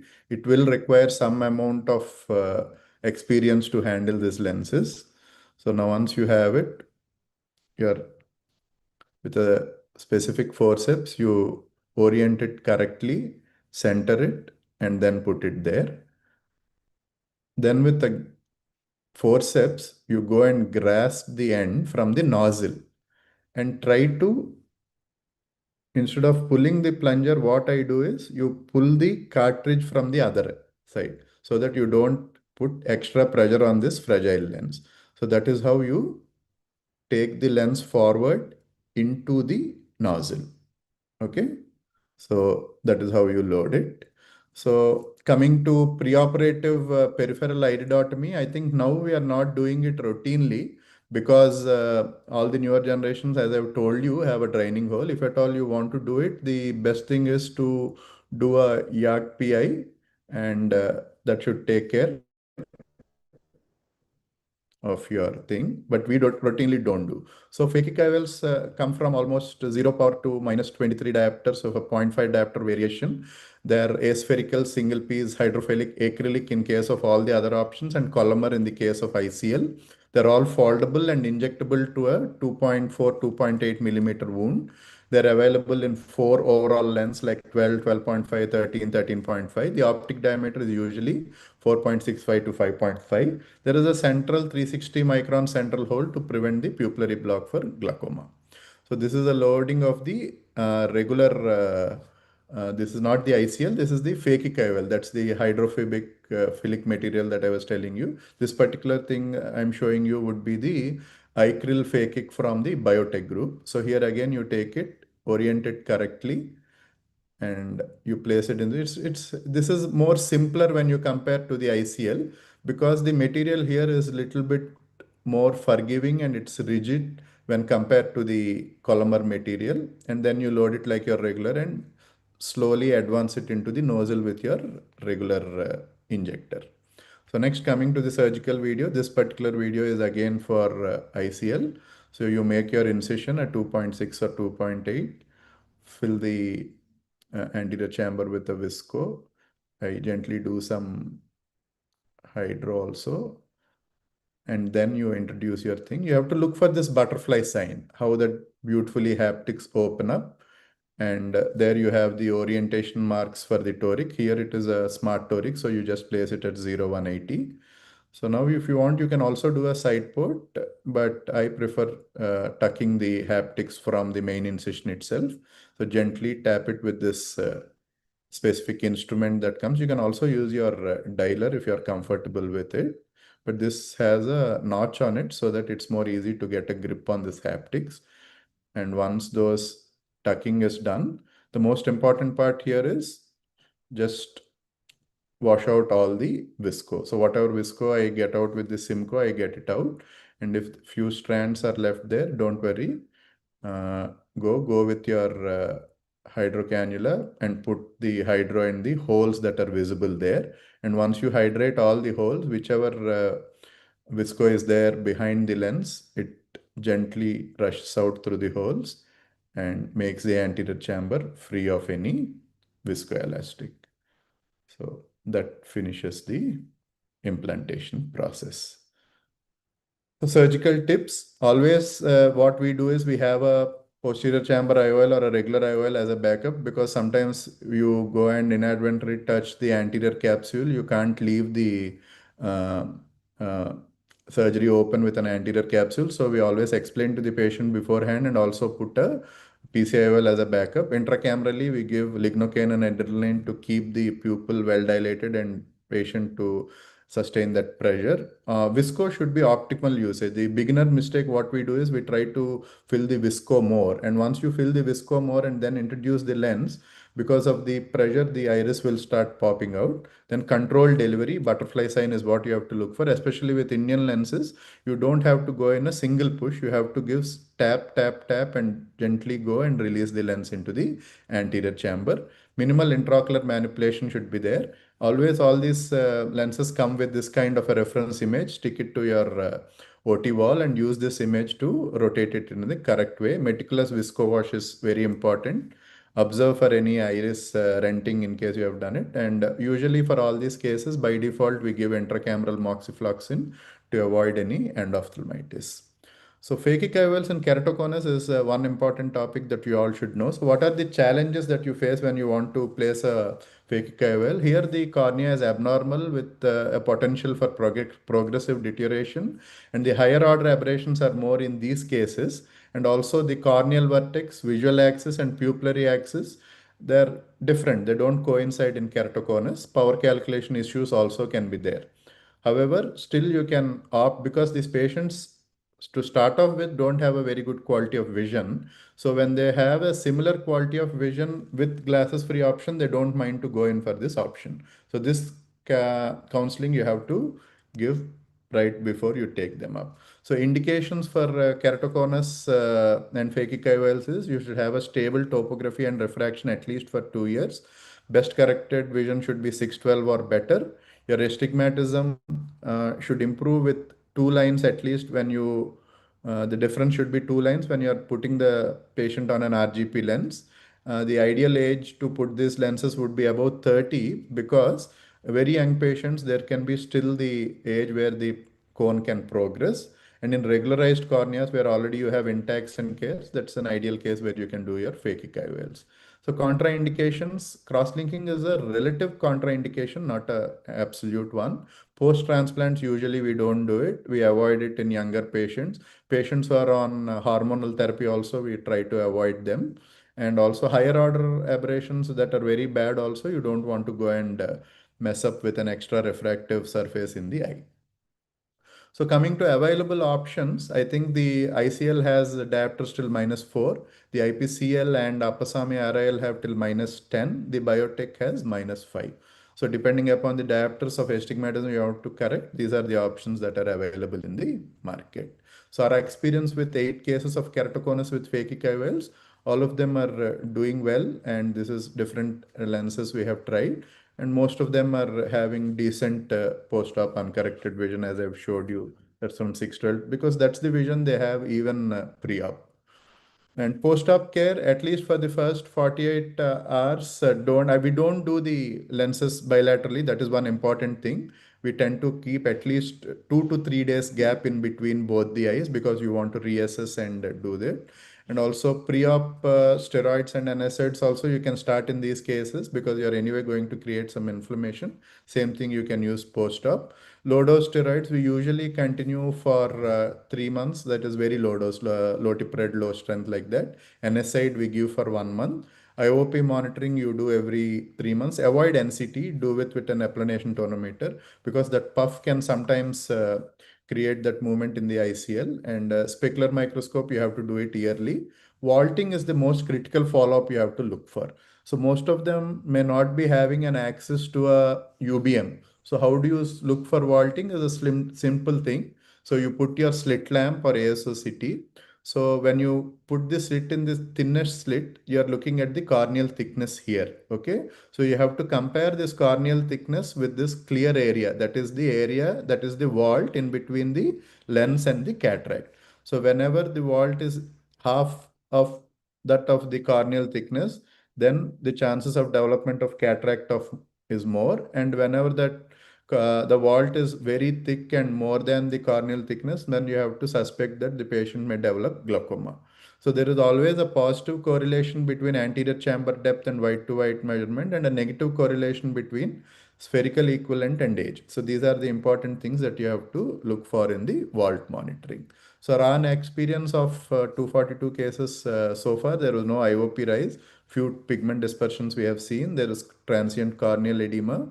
A good pre-op screening, I think more than 90% of the cases you can achieve 6/9 vision. The advantage with these lenses in very high myopes is, though they end up having 612 or 6/9 with glasses correction, they get 6/9 or 6/6 with these lenses because you're going to correct nearer to the nodal point. This is the reason the vision improves in this, though we don't promise it, but that's a pleasant surprise for the patients post-operatively. And we don't offer this as a primary refractive surgery if the patient is eligible for a corneal refractive procedure, which is an extraocular procedure and a safer procedure when compared to this.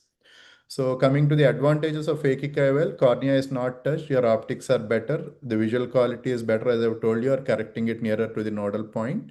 The surface is smooth, there are no micro irregularities, and in any case you have an issue, it is reversible. The disadvantages, as previously highlighted, it's an intraocular procedure, comes with the share of its problems. So I'll also show you a case where we have explanted. So it is also easy to explant these lenses. So if you are able to see here, this is particular case, the lens was implanted, inverted implantation. So it's going and directly touching the natural lens. You can see that boat-shaped thing here. So it's very simple. Go inside, do your regular 2.6 incision with the visco. Try to remove the adhesions that are there. And with the micro forceps, just hold it and just pull it out because it's very flexible. Unlike the regular IOLs, it's going to come out of your regular incision. You need not worry much. Just, just make sure that you're putting it good visco and everything. And once you get a good grip, just hold it near the junction and wound assisted thing. You can gently pull out and everything will come out. So once it is in the wound, you can change your forceps to the regular forceps, remove it, and that is how it looks. So thank you for your kind attention. I'll be happy to take any comments from the. Thank you. Thank you, Dr. Madhu. That was a very comprehensive overview about phakic IOLs. I think anyone listening would actually be understanding the complexities of putting these lenses and how you appropriately choose the patients, and you also showed how to explant. Thank you so much for that overview. And there's a question for you on YouTube about what is the cost of these lenses, sir? So Indian lenses, I think for the patient, they cost around, if it's only a spherical thing, they cost around 1 lakh for both the eyes. And if it is a toric power, you add 30 to 40,000 to it. And if it is an imported lens like the ICL, the cost would be around 2 lakhs. All right, sir. Any questions or insights from our expert panel and our various speakers? Dr. Jagannath, sir? You have Dr. spoken the Dharmendra, cost. sir? It's a package or only Yes, cost sir. of the lens for cost package for one eye. Yes, sir. Yes, sir. Yes, sir. Okay. Yeah, no, Dr. Dharmendra, all sir? the questions are answered here. Very nice and elaborate talk. You got vast experience of doing in keratoconus also. Sir. I was going to ask you, like say for example, -5 patient comes to you Sir. with no abnormality in the eye, no problem, but financially also is affording. What would be your choice? But you said that you don't want to do it. You'll always prefer a refractive cornea surgery. Yes, yes. Corneal procedure is always better, sir, because it's an extraocular procedure. It is safer, and as long as the patient is eligible for a refractive surgery, corneal procedure, that is my first choice. Correct. If at all it is a thin cornea, not suitable and all, then only I go for a phakic IOL. And suppose patient of -10 diopter comes with a good thickness of the cornea. Then something like surface ablation you do, or again? Yes, sir. Actually, even -9 and all, I do surface ablation. 9-10 is a borderline thing. I leave it to the patient. Suppose, as you told, he has 560 thickness and all.